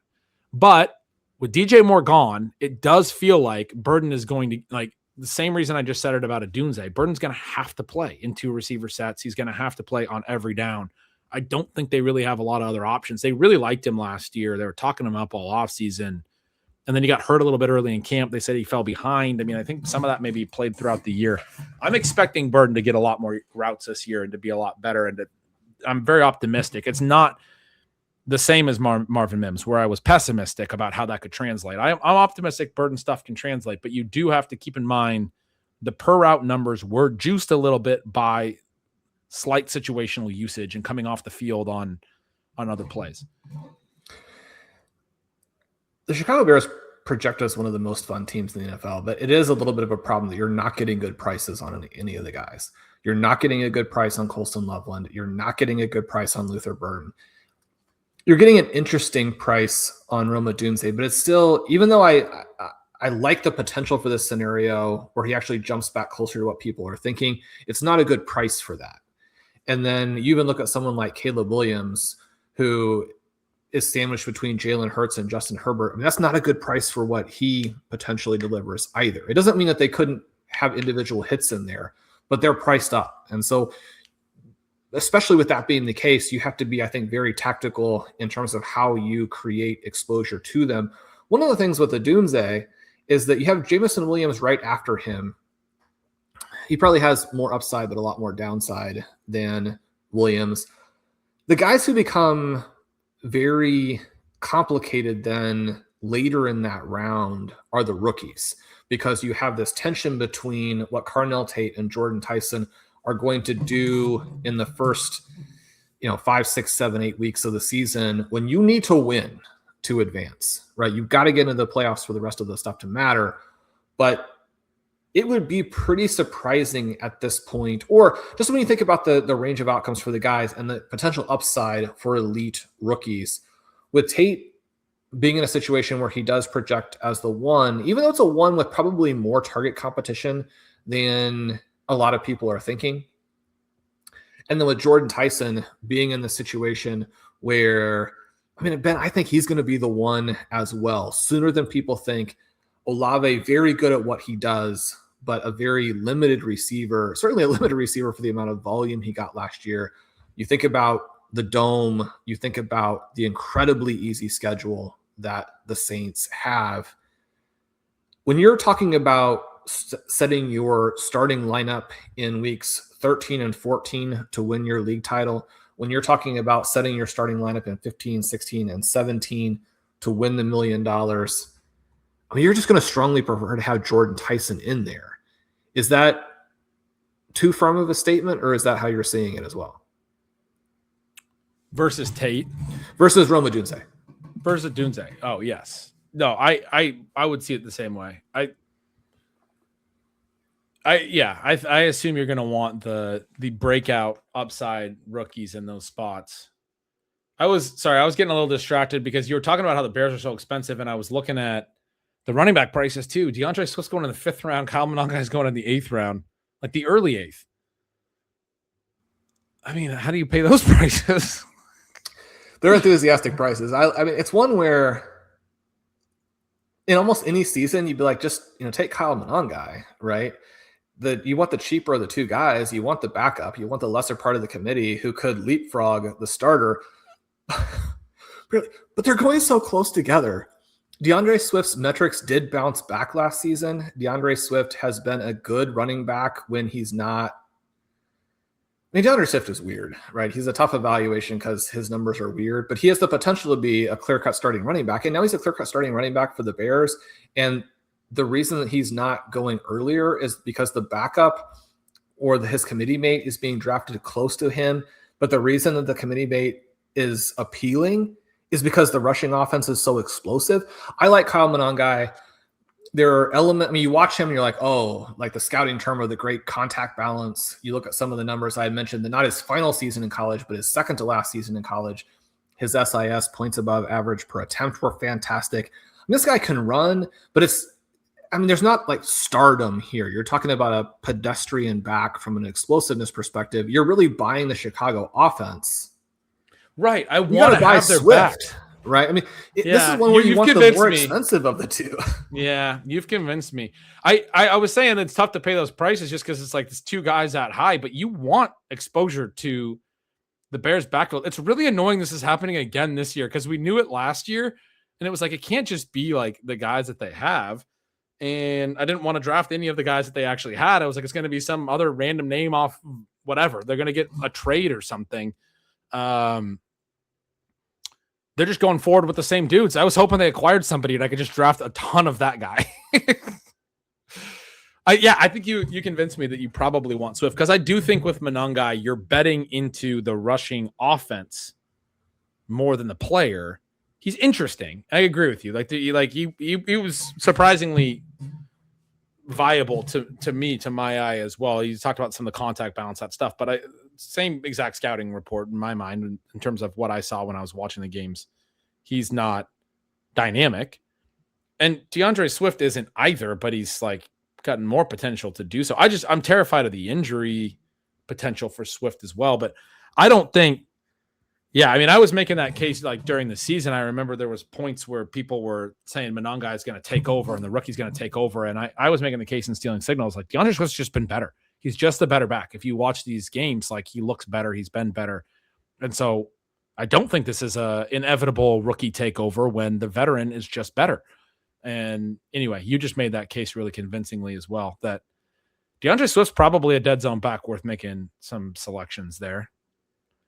But yeah.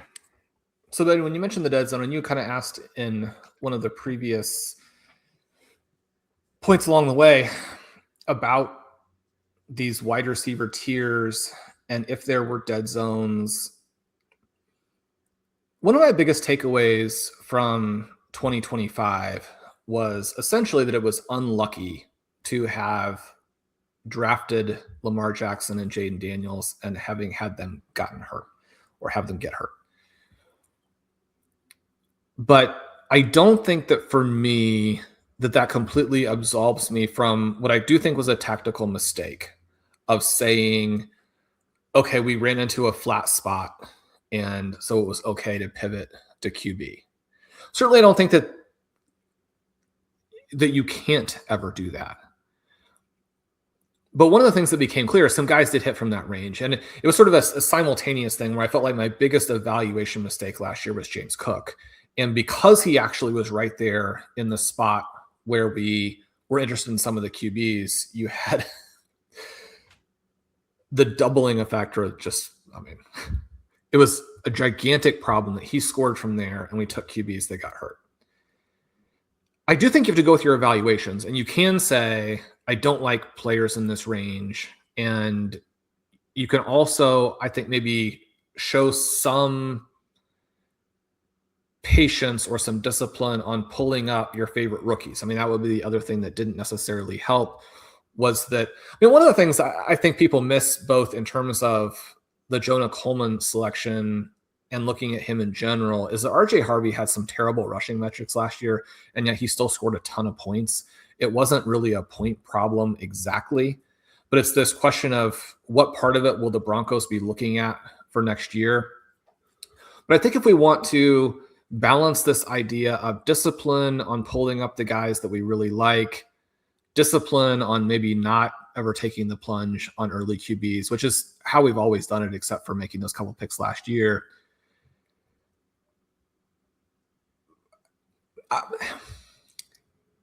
It's sort of a unique situation because in most years you are not actually looking at a range that early and saying, I don't like the players. It was the case last year. It was probably mostly true that those guys were bad picks other than James Cook. You're not always just going to hit on the right guy because you're like, you got to take somebody who's not a QB. It's a relief to me that I don't have flat areas in this year's draft. And I think that partly because these running backs are pulled up so far that there are fun receivers through it to where if you're saying, you want to draft running backs, especially in FFPC format where it's a 2-2-2, right? It's very different, I think, than when you're looking at best ball, a 2-3-1, and that's, true of a redraft 2-3-1 as well.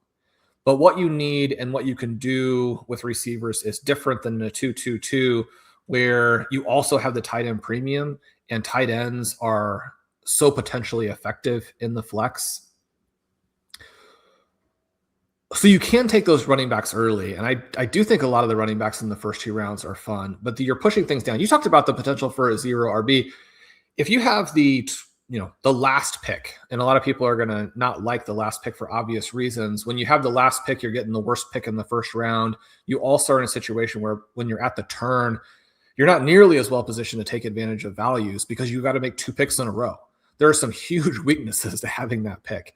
And yet you mentioned how you could start CeeDee Lamb, Justin Jefferson, which so many of the teams that we've had in the past that destroyed their leagues went on to finish in the top 50 of the sprint were teams that started with 2 elite guys out of 112 and 201. You can come back, and I think it is the case that McMillan, because of Bryce Young, and people will point out that Bryce Young had some good deep throws last year. When you look at the number of deep attempts, when you look at the situation, I think it cuts against. I made the case that SIS really liked the second half of his 2024 season. I think there were some numbers from some other sites that disputed that to an extent. But I thought also watching him that he played well. When you think about 2025, there's really nothing about it where you're like, he's unlocking this offense by making these deep throws. McMillan was good, though, and you have that potential second-year true explosion for someone. You can go Lamb, Jefferson, McMillan, Garrett Wilson for your 4 guys to start. And you can probably then just do whatever you want because your team is going to be very, very good.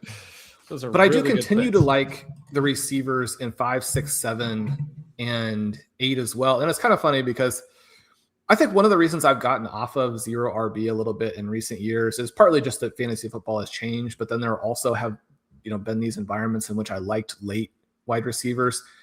And that's probably me just actually getting worse at fantasy football because the late guys don't score points. But when you think about the late picks, all those Broncos receivers we took last year didn't score points for us? Troy Franklin went out and did some huge things for us. Huge things. Right up until he got benched at the bye. Troy Franklin. Remember how excited I was about Malik Washington? Because what if Tyreek Hill got hurt, and then Tyreek Hill got hurt, and then Malik Washington reminded us that he's a Malik Washington? That one was disappointing. Quentin Johnson, someone who was undrafted a lot and actually added after week 1, was good. Quentin Johnson, just a very good example just from last year. Obviously, back before people were looking at the rookies quite the same way, Justin Jefferson scored huge points out of there. Puka Nacua obviously scored huge points out of there. When I say nobody scores, obviously, you're talking about a low hit rate. But when you think about this season, we discussed sort of after Matthew Golden, the picks are not worth. Like the Jaden Higgins pick, but the Texans are probably have it as their goal to have the NFL's greatest defense and like the most boring offense of all time. If they could have the perfect 2026, they'd be like, let's be the greatest defense ever and as bland an offense as you've seen in your entire life. So for Jaden Higgins, that's tough, even though still kind of like the player there. But Ben, once you drop down further, it's like maybe you just stash Travis Hunter and see how things play out. It's an embarrassing trade if he doesn't end up playing some on offense. You have Tyreek Hill, who's going to play later in the year, kind of a black box in terms of where he's still at. You have Deshaun Stribling, my favorite name in the draft, gotta say it properly, and a potential starting wide receiver for the San Francisco 49ers, some run after the catch. Round 17, Trey Harrison. Round 18, you have Zachariah Branch there, who I think is a good fit for what his offense needs to do. You mentioned Calvin Ridley. He's going at the very end here. I mean, there's a player who has a J starting both of his names who's going to be like the number one target for an NFL team this year, who is in this bottom 5 rounds. Ted Hurst. I don't even know. I honestly don't even know who you're talking. Oh, Jerry Jeudy. It took me a minute. The listeners are like, Ben, figure it out. We know exactly who he's talking about. So there's some names. I think you can add some guys on to the end of your roster to where it feels like a running back and wide receiver. You get your tight ends in the tight end dead zone. You add some flyer tight ends. You get your you get your QBs. You draft 2 QBs in the QB window. The guys who are going, QBs who are going after the last reasonable player at running back and wide receiver, who have scored huge points in one of the last couple seasons, include Brock Purdy, Patrick Mahomes, Matthew Stafford, Jared Goff, Baker Mayfield. Kyler Murray is going there. Bo Nix is going there. You can obviously just take 2 QBs late in that range. And then I think you can get back to taking some more receivers, which is kind of a weird thing to say. The running back group late does not appeal to me particularly at this point, or the guys who appeal to me are not being drafted at all. And I'm just excited to put in Jarquez Hunter bids on every team in week 5.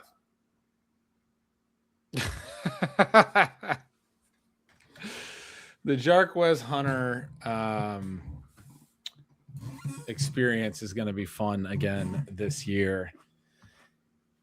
So your overall point was that there are players late again this year. You want to take receivers late again this year? Yeah, I like some of the receivers late.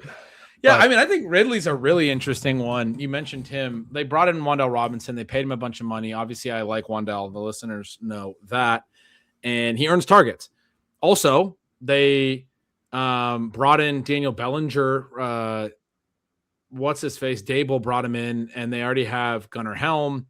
And they drafted a tight end in round 7, and they brought in Kylan Granson, and they've got a bunch of different tight ends now. And I think they're going to be a team that does some 2 tight end stuff probably.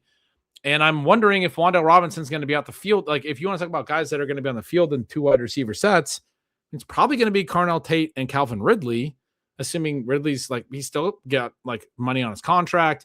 Ayo Manor and DK were around day 3 guys who played a lot last year because they didn't have other receivers, and both put up yards per out runs about 1. Very bad numbers. And then everyone got fired. They have a whole new staff. Why would those guys play at all? Frankly, I honestly think you're looking at Ridley as probably an every down player in 3 receiver sets with Tate and Robinson. And I mean, I think there's some minor concerns in the Tate profile that we've talked about. Not very good ball in hand, not very good at a lot of different depths. He got a lot of deep air yards production. He's going to make those plays. He's going to have some big plays down the field. That's what he's good at. He went in the top 5 for a reason, but he's not a top 5 pick in most years' drafts. I don't think the profile is quite as good as a draft capital in a vacuum feels. And even for the good rookies, they don't step in and dominate targets right away. We talked about this in past years where I've pointed out that even the ones that were good, Jamar Chase, Justin Jefferson, the stat I always gave was that they were 2 either targets a game or receptions per game. I can't remember because it was years ago. Better in year 2 than year 1. They became something much more in their second season. And those are guys that were hits from week 1 as rookies. That gets back to some old Pat Kerrane research where rookie year breakouts tend to do it more on efficiency because they tend to average a little bit less route volume, even controlling for the late season, bump stuff. For the guys that play all year still tend to be a little bit more about efficiency when they hit. So anyway, Tate's potentially going to be good. But if you're taking Tate as early as you are, I don't understand why you wouldn't be taking Ridley as late as he's going, because I think he's going to be running routes in the same offense. And Ridley on a per route basis still good. It was actually improved last year over his prior year. It was a 1,000-yard receiver the year prior for Tennessee. I don't think he's like a lock to be great, but it's weird to me that he's going wide receiver 80 after. I mean, a lot of the dudes that he's going after. I honestly, I think Calvin Ridley's going to run a lot of routes this year. I don't know who else is going to alongside them. Wendell Robinson's great, but he's a slot receiver. He's probably not taking Ridley off the field in 2 receiver sets. Ben, we talked so much last offseason about, and the off seasons before that to an extent, about how Wendell Robinson had been more of a vertical receiver in college.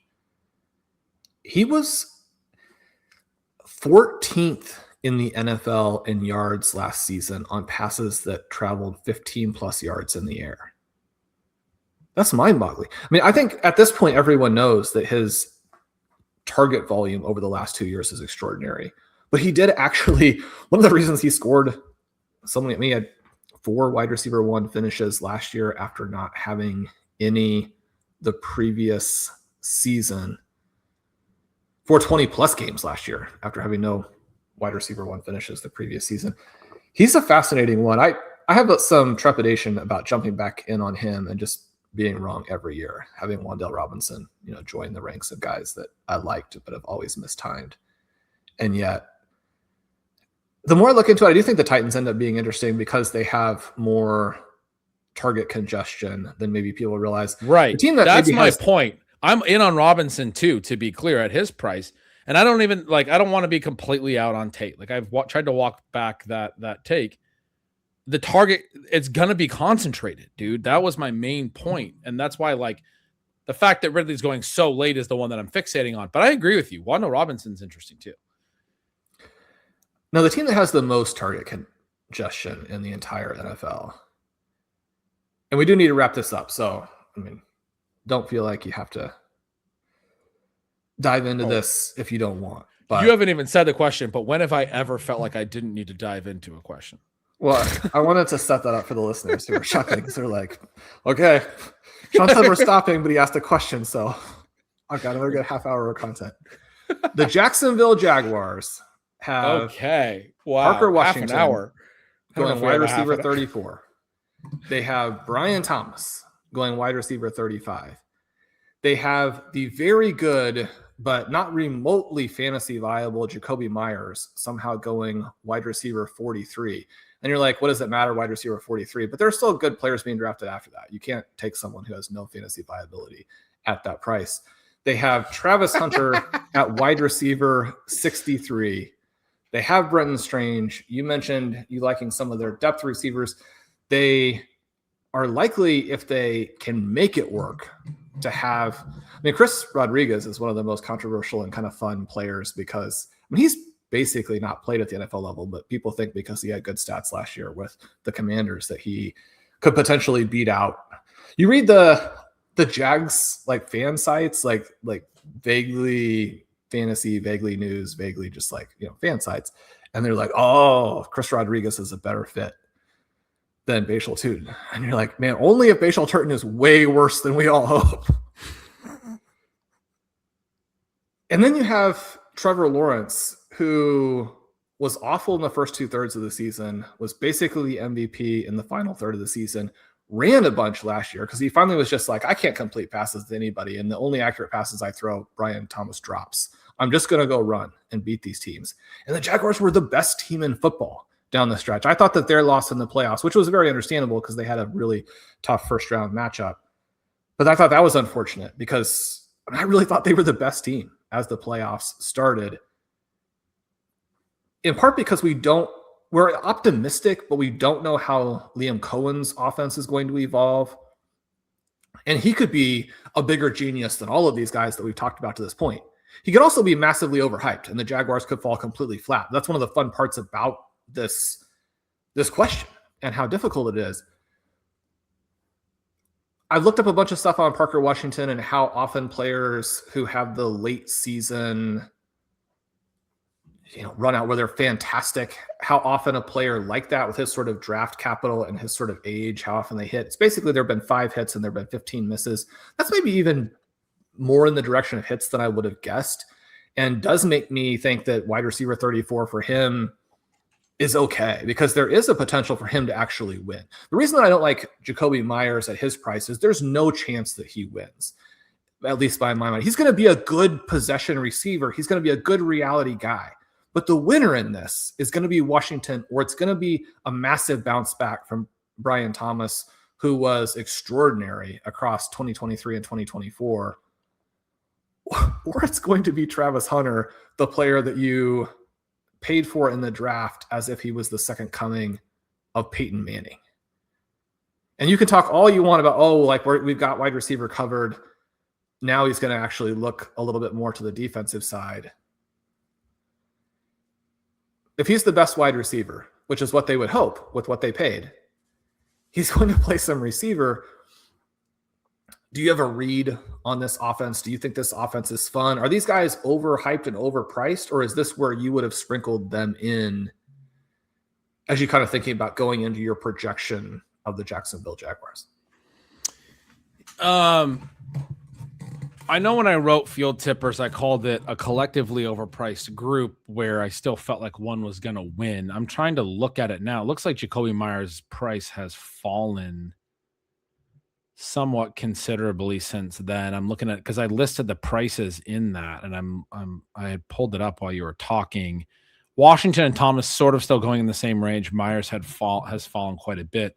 I mean, I think my biggest read is that you hate Jakobi Meyers again. So there's that. We got that. They traded for this guy. He had a border moving trade midseason, and they gave him $30 million fully guaranteed extension during the season, and are clearly like interested in building around this dude. Now, having said that, from the moment of his trade on, this is the fascinating stat. From week 10 on, from the point of the Jakobi Meyers trade through the end of the year, including the playoffs, the guy who posted the third best yards per route read in the route run in the entire NFL, behind only Puka Nacua and Jackson Smith and Jigba, was Parker Washington. Jakobi Meyers' acquisition opened up Parker Washington. He was a stud. He finished the year above a 2.0 yards per route run, but was awesome from week 10 on. I mean, like way up there. Like that's the stat of, that's one of the good stats that I had in the Field Tippers article. So Ben, let me throw you my Jakobi Meyers little blurb here, right? He's a poor man's Michael Pittman. He doesn't generate air yards. He's a 0 after the catch. He doesn't score touchdowns, but he draws targets like clockwork with a target share between like 21 and 25% every year. He's an awesome reality story, but he's a poor fit for redraft. So my question is, how much of that is a concern, and how much can you overcome if you consistently draw targets? I guess my problem would be that you do see some of these other guys who maybe don't have some of the parts you would want, but they do have this uncanny ability to draw targets. But there's a difference between like in that 21, 22, 23 range and someone who does the same thing at say 27, 28, 29. And now we're putting Meyers into a situation where this target competition is brutal. And so it potentially takes away the one thing that he does really well. Yeah, no, I'm into it. I'm into being out on Meyers as the least interesting of the group. I think you've sold me on that. The Parker Washington one is the one that I can't get a grip on, because as I was talking about, he was that good.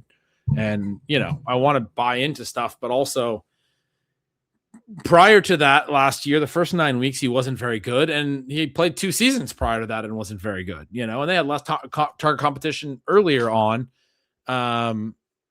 He got a little bit of work at the end of his second season when Brian Thomas was going off at the end of his rookie year, and like everyone else got hurt. Like everyone else they thought was going to contribute got hurt or wasn't doing anything.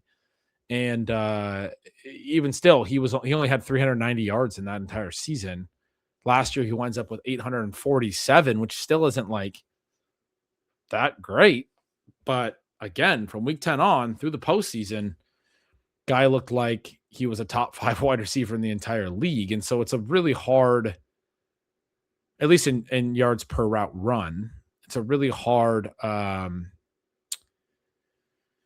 to parse. You go look at his playoff game. They lose by 3 and they give him 12 targets. He has a 7 reception, 107 yard, 1 TD game, and also got 2 carries. When they went to the postseason game, Liam Cohen was like, the guy that I want to feature is Parker Washington. Brian Thomas got 2 targets in that postseason game. Jacoby Myers got 4. Brenton Strange got 5. ETN got 5. And Parker Washington got 12. I mean, that was their target tree for that postseason game against the Bills that they lost that you referenced. They only threw 30 times. So whatever, 12 divided by 30 is, it's obviously a pretty strong 40%. But Ben, but when we think about this, right, the question that you're having and that we're all wrestling with is that when you talk about season to season and this big gap, I mean, it's a massive intermission, right? Anytime that the NFL is off, if you're not an absolute superstar, then the conditions that you counted on in the previous year do not necessarily apply. And certainly Parker Washington would go into that category of not a superstar. And so it's difficult we don't want to not give credit. So the guys who had this kind of hit in the way that I filtered for it were who went on to be good later. Doug Baldwin, TJ Houshmandzadeh, Pierre Garçon, Adam Thielen, and then Cecil Shorts, who had a good year after, was obviously not as big a name as the rest of those guys. If you could get those players at this price, you'd be pretty excited. The guys who didn't hit, Drew Bennett, Hunter Renfrow, Laurent Robinson, Lance Moore, Kamar Aiken, Nate Burleson, Mario Manningham, DJ Hackett, Michael Gallup, Gabe Davis, Rashard Matthews, Justin Gage, Marquise Goodwin, Darnell Mooney, and Russell Gage. And the interesting thing there is that some of those guys are fun names. Yeah, they had other production. Yeah. And then some of the names you're just like, man, I had kind of forgotten that guy was even in the NFL. Now, we talked about the dangers of overly pattern matching to things. But again, I think that the names in both categories and the number of names in both categories illustrate the issue that we have here, which is that, like, if you could get Doug Baldwin or TJ Houshmandzadeh or Adam Thielen at this price, you would really want to. But you're probably not, especially with the Jaguars having so many guys. Most of those guys are not then looking at going against Brian Thomas and Travis Hunter, even if there's a possibility that Travis Hunter plays a different position.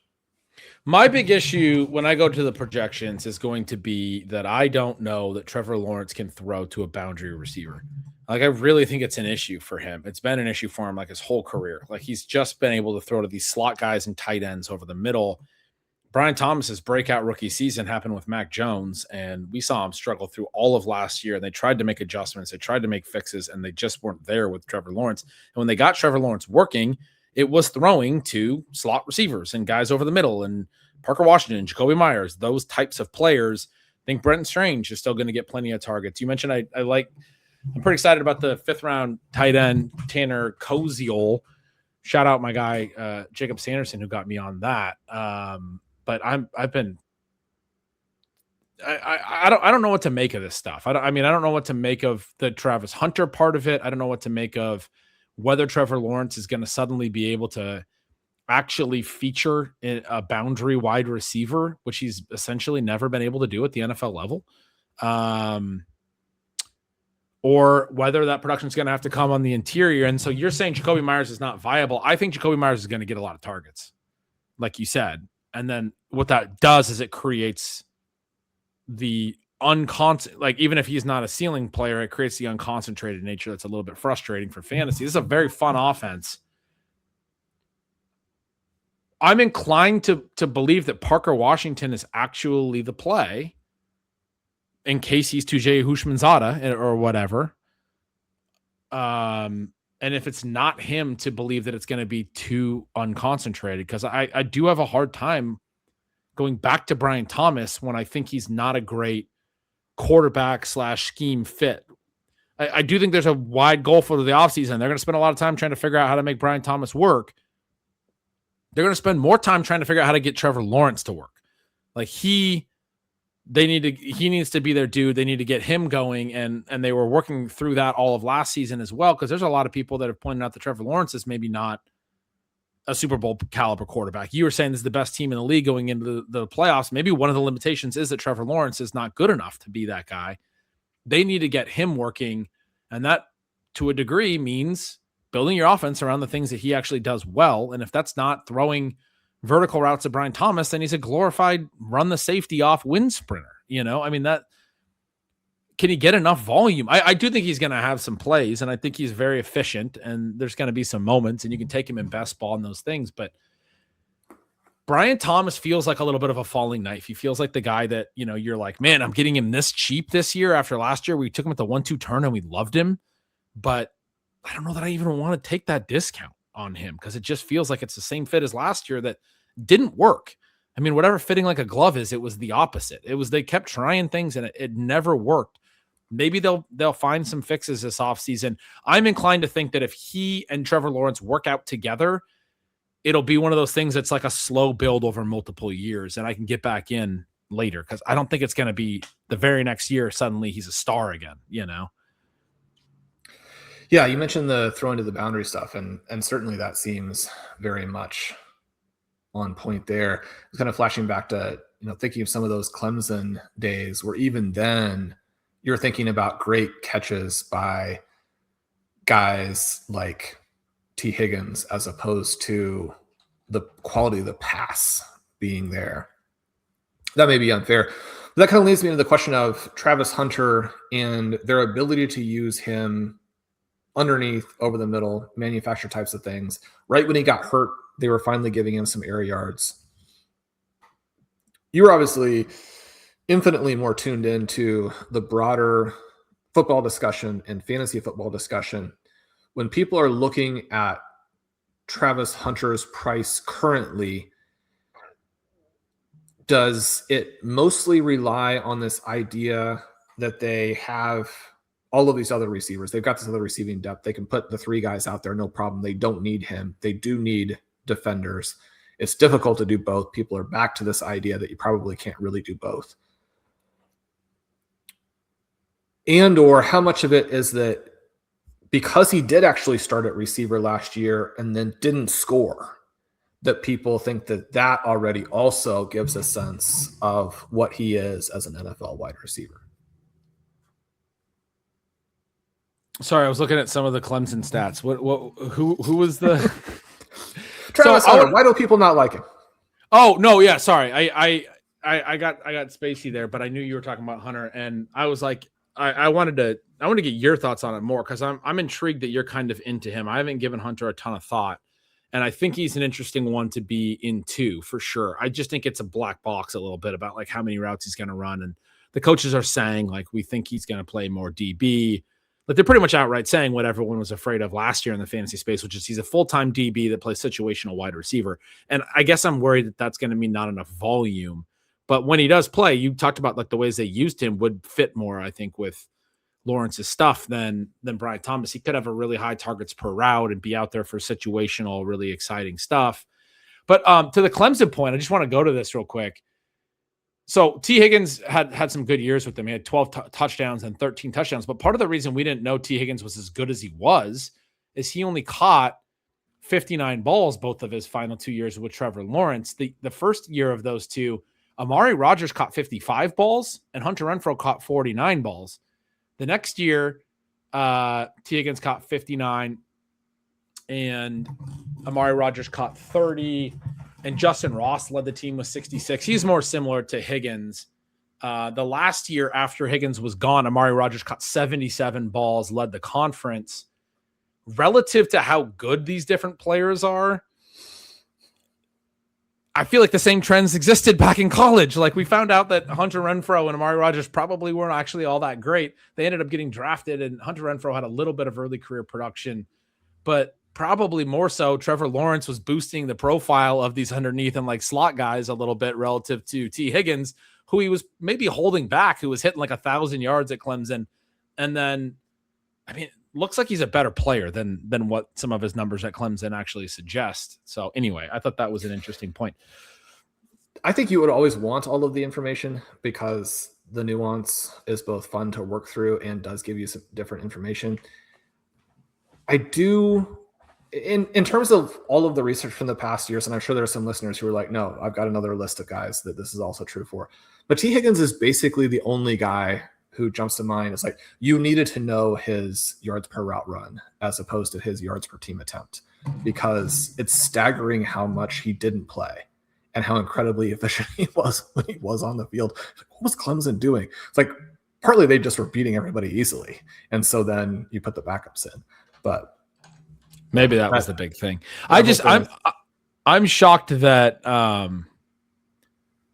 like Amari Rodgers was doing was so good at Clemson. But anyway, I think the Travis Hunter point is another one that creates this complication in this offense for volume. Like when I go and project this, I'm going to project Travis Hunter to get volume. I'm going to project Jacoby Myers to get volume. And then what's going to be, and I'm going to project Brenton Strange to get volume. And then it's not really a team where, like, I typically always project the number one first. The alphas get their volume and then I go down from there. This is not really a team that's like that, or maybe just because they don't have a true alpha, maybe, if Brian Thomas is not that guy. And the ancillary guys feel like they're definitely going to get something. Like Jacoby Myers is definitely going to get something. And obviously Strange is, but like Hunter is going to get something. He's going to play some on offense. It's just not, we don't know how much, but like when he plays, he's going to take from the pie. And so then the question is, I'm almost working back toward the two guys that are most draftable, Brian Thomas and Parker Washington. And I'm like, is there going to be enough for them to consolidate as the main dudes? You'd be more interested in Thomas in that regard, because like when I was looking at the Clemson stuff, for example, there's a big difference. I was talking about the receptions. There's a big difference in yardage, right? T. Higgins is way more productive on a higher ADOT per catch than Amari Rodgers and Hunter Renfrow. Brian Thomas catching 60 balls could go for over 1,000 yards and double-digit touchdowns. I mean, that's what his profile is. That's what he was in college. He was a 17 TD guy and not even, that many targets, frankly, overall. Maybe that's the break even as well. And that's part of what justifies his price, especially in best ball, is you have the vertical nature of it and the downfield efficiency nature of him. Because he's that player. Like, I definitely think he can make plays. It's another tricky one that's going to take time to think through, I think. And I want to know about camp reports, what shape these guys are in, what they're telling me about Parker Washington. If they're gassing up Parker Washington all offseason, I'll probably draft some of them, Sean. Yeah, I don't think that his price is a deal breaker by any stretch. He was one of the players that I had in my sort of pre-draft sets for the MFL 10 of Death in round 6. He did not quite make it back to me. One of the reasons that someone like Hunter is interesting, and I think you should be stashing extremely talented players at the price of free, is again just the overconfidence that we tend to have. One of the things that happens every year in the NFL is that you have a handful of teams where no one gets hurt, and you have a handful of teams where everybody gets hurt, and then most teams fall in the middle. But for every single team, whatever happens, once it's happened, feels inevitable. And it feels like that same type of thing will happen the next year. Now, in some cases, it is slightly more likely that the teams that get injured stay injured because they're rostering players who have some injury issues. But you go into something like an NFL season with all of the chaos that happens, and there are going to be plenty of guys who get hurt who are not, quote unquote, injury prone, simply because they take the type of hit that will simply injure you. And whether it's rookies late or potential stars late, I think you want to have some exposure to that type of player. And even if you like zero RB, you want to be willing to not draft, but then add in free agency the types of players who should be added in free agency, who really are not guys to be stashing on your roster on the off chance that if they're not good and they are not going to dominate even once they have value. You only want to add them once they have value. You don't want to think about it kind of in both ways.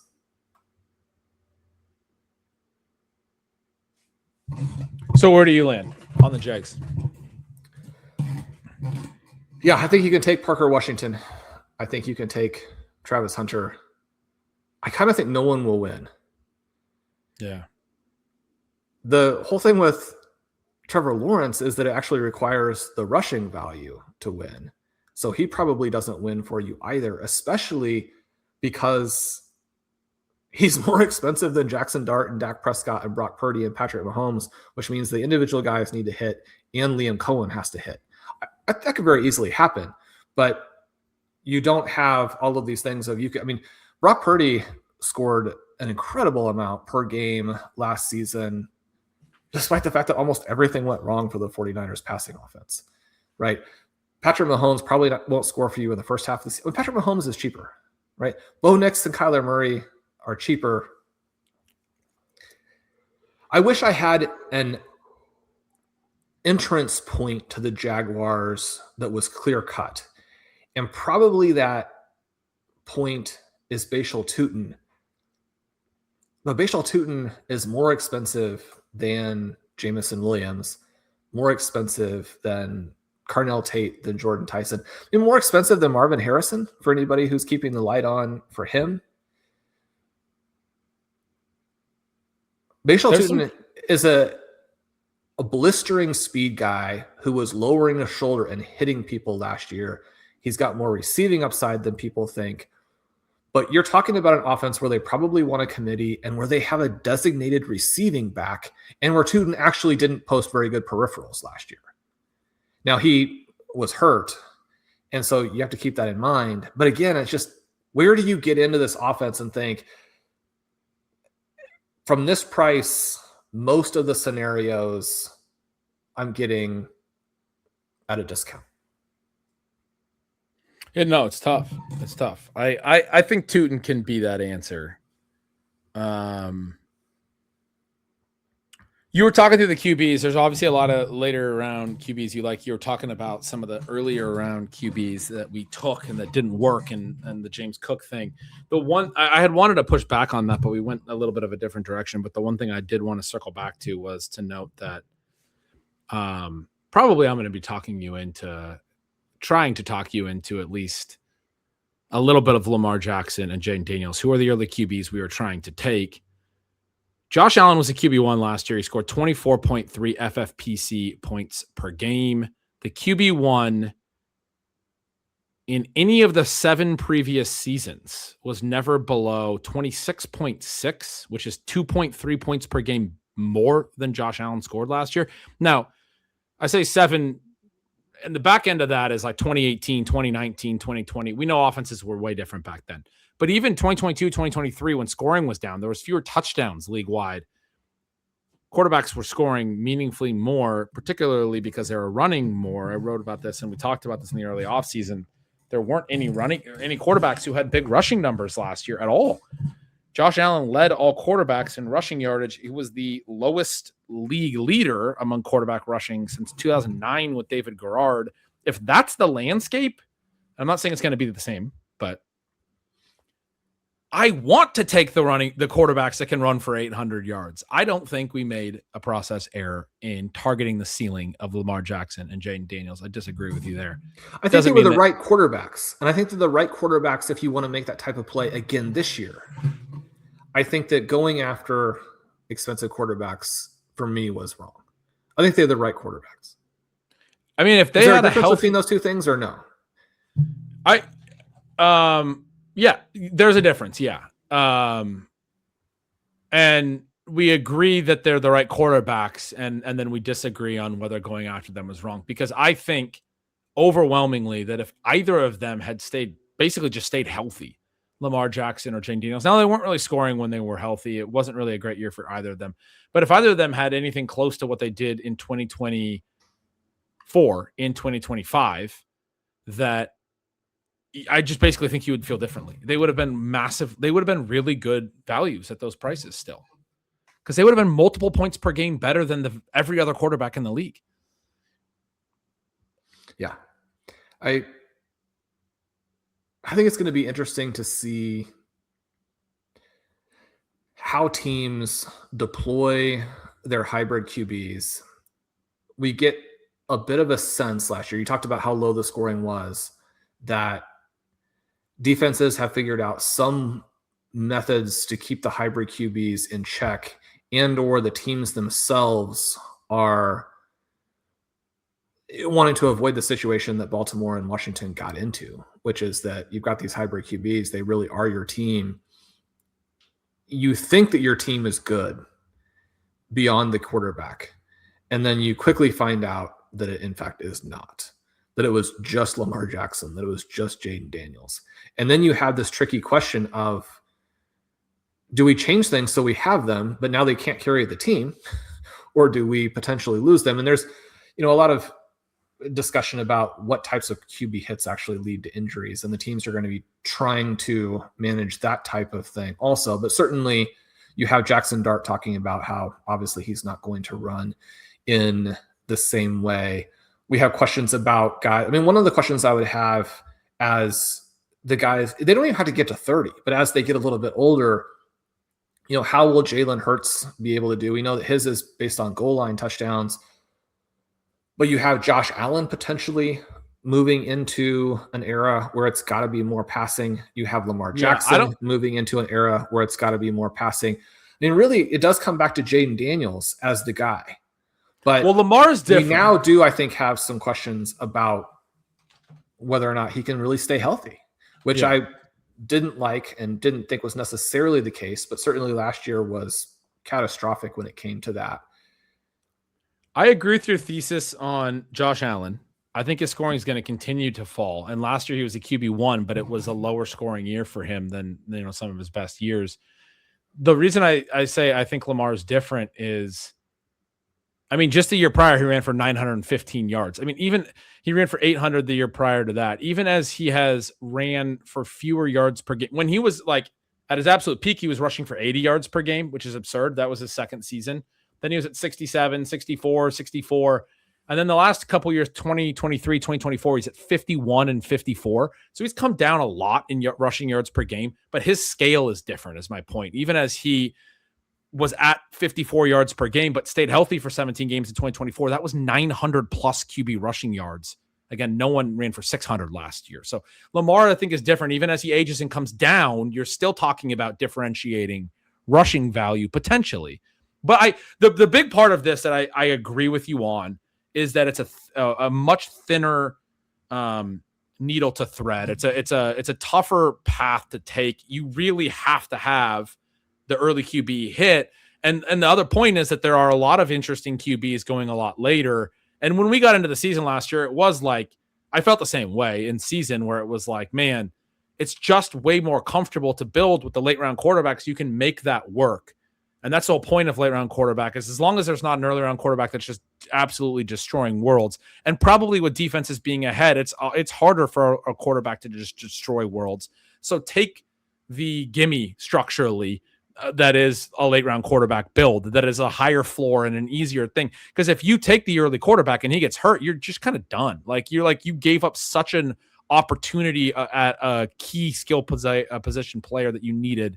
And that's your fixation with it. And when I talk to you and you're like, we shouldn't have taken the early running back or quarterback, is like, you're like, I want as much as I can get out of the early stuff. We were talking before the show about some of the tight end stuff. And when you start talking through it, you're like, you want to take a few more running backs early this year, but you still got to get receiver depth. And then, I mean, you can't even justify taking a tight end sometimes. I mean, in certain formats. And we were talking about underdog and the way that best ball manifests for elite tight ends, because late tight ends, you can get multiple guys and play the spike weeks and try to manufacture tight end production that way. It's more viable there. We still love elite tight ends for FFPC redraft. Certainly, I'm sure you'll agree, but you were talking to me also that the prices there are tricky. But whenever I talk to you about it, what I hear from you is the fixation on wanting as many of those elite skill position non-QBs as you can jam into rosters. That's why you talk about wait until it's flat to take the QB. And if it's not flat, I want to keep jamming in as much firepower as I can get, as much redundancy, because we know that some of these are going to miss. Some of them are going to get hurt. We're going to be wrong on some of the stuff. As much And then you, because you can make a late round QB structure work, it's a high floor structure. My point is just, I don't think building we probably built too many teams that way. And I would agree with you that we did, but I don't think doing it in some of the outcome or some of the scenarios was a bet that was wrong, because I do think if you're right with that early QB, especially with the way the sprint fits on FFPC, which is something we talked about, and you get 3 straight weeks of Lamar Jackson scoring. I mean, a lot of the sprints have been won by the Josh Allen teams and the Lamar Jackson teams and the quarterbacks that can actually that are a little bit more expensive if you go look at the historic. Well, and we've had some seasons as well where we actually had consistently too good of a player as the first guy on the bench. You don't know that you're going to have that. You don't know what the injury rate for the season is going to be. But certainly when you have that and you're staring at a pass-oriented QB, or in our case, 4 of them, or 3 of them in Anthony Richardson, where you're like, when you can play Anthony Richardson, the Tua, CJ Stroud, he'll probably score 3. Who were the 4 QBs? Tua, CJ Stroud, Anthony Richardson, and like Aaron Rodgers or something? Did we have Rodgers at that point? No, it was definitely not Aaron Rodgers. Couldn't have been Aaron Rodgers. I can't remember who that was a fun year. That was hilarious. Was it Trevor Lawrence? I don't think so. Yeah. But you're then thinking to yourself, like, if I'm so good at drafting and I've got all of this excess, and then there were these elite QBs who are going to crush my QB, why do I not have that? There are going to be cases where that's true, and there are going to be situations where you'd have it, and you might want to sprinkle it in, and it might be that the next time you win the $1 million, that's who you have. I do think that in general, it's going to decrease the number of leagues you win. It's going to decrease the number of times you finish in the top 100. For sure. Yeah. It's a hard ceiling to hit on. I'm talking about it as a gamble that can pay off. The other thing is, like, I was talking about the sprint dynamic, and, it can be difficult to match, or even just the fact that in the years where guys like Josh Allen have had the great sprints, that Josh Allen teams have been at the very top, but our plan for that was to have a lot of QBs and try to Frankenstein it and have 3 different, spike weeks at QB, which you can probably do with cheap QBs, just late rounders and guys you picked up off waivers. That's a very format specific point. Broadly speaking, across formats, the late round thing is probably more viable overall in an era where the scoring is back down and you're not likely to get a 5,050 Patrick Mahomes year, or what Lamar Jackson did the very next year in 2019. These massive 400-point quarterback seasons are probably off the table. That is intriguing to me. That was part of my point. If you get Lamar Jackson circa 2024, when everyone else is scoring like they did in 2025, then you'd be really putting a gap between yourself and everyone else at quarterback. But it's a tricky needle to thread for sure. I do think a little bit of it actually comes back to this discussion that you had kind of at the beginning, and that you have had a sort of a through line for the shows the last 2 or 3 years of the defensive evolution, because I do think that some of the things that defenses are potentially able to do a little bit more to control the mobile QBs as runners also then allows them to knock down their efficiency as passers. And when you lose efficiency off both sides of that, then the hybrid value of it that obviously, moved into the lexicon as the Konami code, that actually is mitigated, if not neutralized. And so it's not just the rushing part. It's like, what does the rushing part then mean for the passing efficiency? And one of the reasons that Lamar Jackson is so fun is that when he hits, he can hit just so massively. When you think about, like, if there's going to be a guy who scores 30 points per game, it's almost certainly going to be Lamar Jackson or Jaden Daniels. I mean, no one else can really get in that area. And the reason he can do it is because of all of those rushing yards, but also with the vertical passing. But we know that one of the big problems he was having last year, and it's a little bit difficult to untangle from the injuries. But, I mean, the reason everybody got fired is because the passing game collapsed. And so there are just so many interesting notes to all of this. It's so much fun to the Lamar thing. I'm remembering now why I was so into it is exactly what you're saying. He had in 2024, his efficiency was insane because he scrambled a little bit less, but was still very efficient as a runner and scrambled for a ton of rushing yardage. And at the same time, his sack rate was at a career low and his passing efficiency was meaningfully better, presumably because he wasn't needing to hold the ball as long. He was getting the ball out, but he had a league high yards per attempt, touchdown percentage, QB rating, all of those things. And close to his career high in some of those metrics as well. Threw for over 4,000 yards for the first time, while also running for 900 yards, as I mentioned. And to your point, all of that got worse. His sack rate actually shot up to a career high, and his scrambling got a little bit worse, and the passing efficiency worse because it's all tied. You're holding the ball longer. You're not finding the throws that you want. You're holding the ball longer. That's leading to the sacks. That's impacting your per attempt passing efficiency in addition to your rushing and all these other things. The whole offense isn't working quite as well. That was the real big intrigue for me going into 2025 was just how dynamic he had been, improving, like evolving, improving as a per attempt passer while taking fewer sacks, because the sack stuff often makes you a better per attempt passer, because rather than throw the ball away, you just that's like the Russell Wilson thing. He would take a lot of sacks and then his per attempt numbers would be great. Other quarterbacks are throwing those balls away. Their per attempt numbers don't look as good. Lamar was dropping the sack rate and increasing the per attempt passing, which just meant like otherworldly per drop back efficiency, really is the way to think about it. All of that went backwards last year. Jane Daniels looked like he could be that kind of a dude in his rookie year too, especially when you controlled for the game that he left really early. Like there's like a week 18 game in that rookie year. He didn't play much. And then if you gave him a little credit for how good he was in the postseason, because he had some big games, and you just kind of looked at the games where he actually played in full, you saw a scoring level that was way up there too, because of the combination of running and passing efficiency. It'll be interesting to see if either of those guys can stay healthy and hit those ceilings. But to me, it's those two again, if you're going to go anywhere near the top of the quarterback price range. But I tend to agree with you that we just got to wait, find our cheap quarterback options. And there's a lot of names that you were saying when you were saying like Trevor Lawrence is overpriced. He's more expensive than all these guys. You named a bunch of dudes, and all of them are pretty interesting. I mean, there's not a lot of them that are clearly the dude to target. We talked a little bit about the Vikings earlier, and we were talking a little bit about Kyler, but you mentioned Bo Nix back there. He's still going to scramble. He's going to play. He's going to be the dude.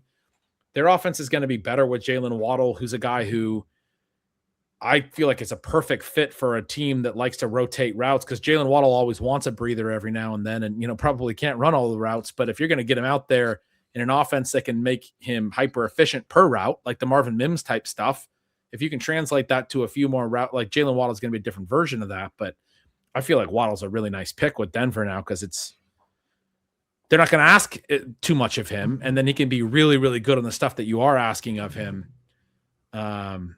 Anyway, I think he elevates Bo Nix's profile. Herbert, we talked about him favorably. We're way deep into this pod, Sean. We probably don't need to do all the quarterbacks. I don't have the list in front of me, but there's a lot of them to like late rounds. I mean, not all those guys are late rounds, but there's a lot of names to like. You mentioned Jalen Waddle. He's wide receiver 24. Could easily see a scenario where he leads the NFL in yards per route and finishes wide receiver 24. That's a great way to end it. I mean, it's hard. I was going to say, for a second, I thought you were going to go with a real like ceiling prediction there. And I was like, yeah, wide receiver 24 does feel pretty high for him, because I'm talking about the routes not being all that high. And it's tough to be a top 12 receiver without, big routes. Like, feels like a small hit scenario there, but yeah, I loved the way you framed it. He leads the league in yards per route run and finishes at ADP. So I'll do it for what has been a very fun episode of Stealing Bananas. I have those two big pieces coming out that Ben mentioned. He is beginning to work on his projections series. He'll have some pods on those. He'll have some amazing content on stealing signals for those. That's bengretch.substack.com. We'd love to have you guys over there. On RotoViz, there have been some questions about my involvement in the rankings. We've introduced some new rankings tools that are awesome that I am involved in. Make sure you check that out if that was a question that you had. We love you guys. We'll talk to you soon.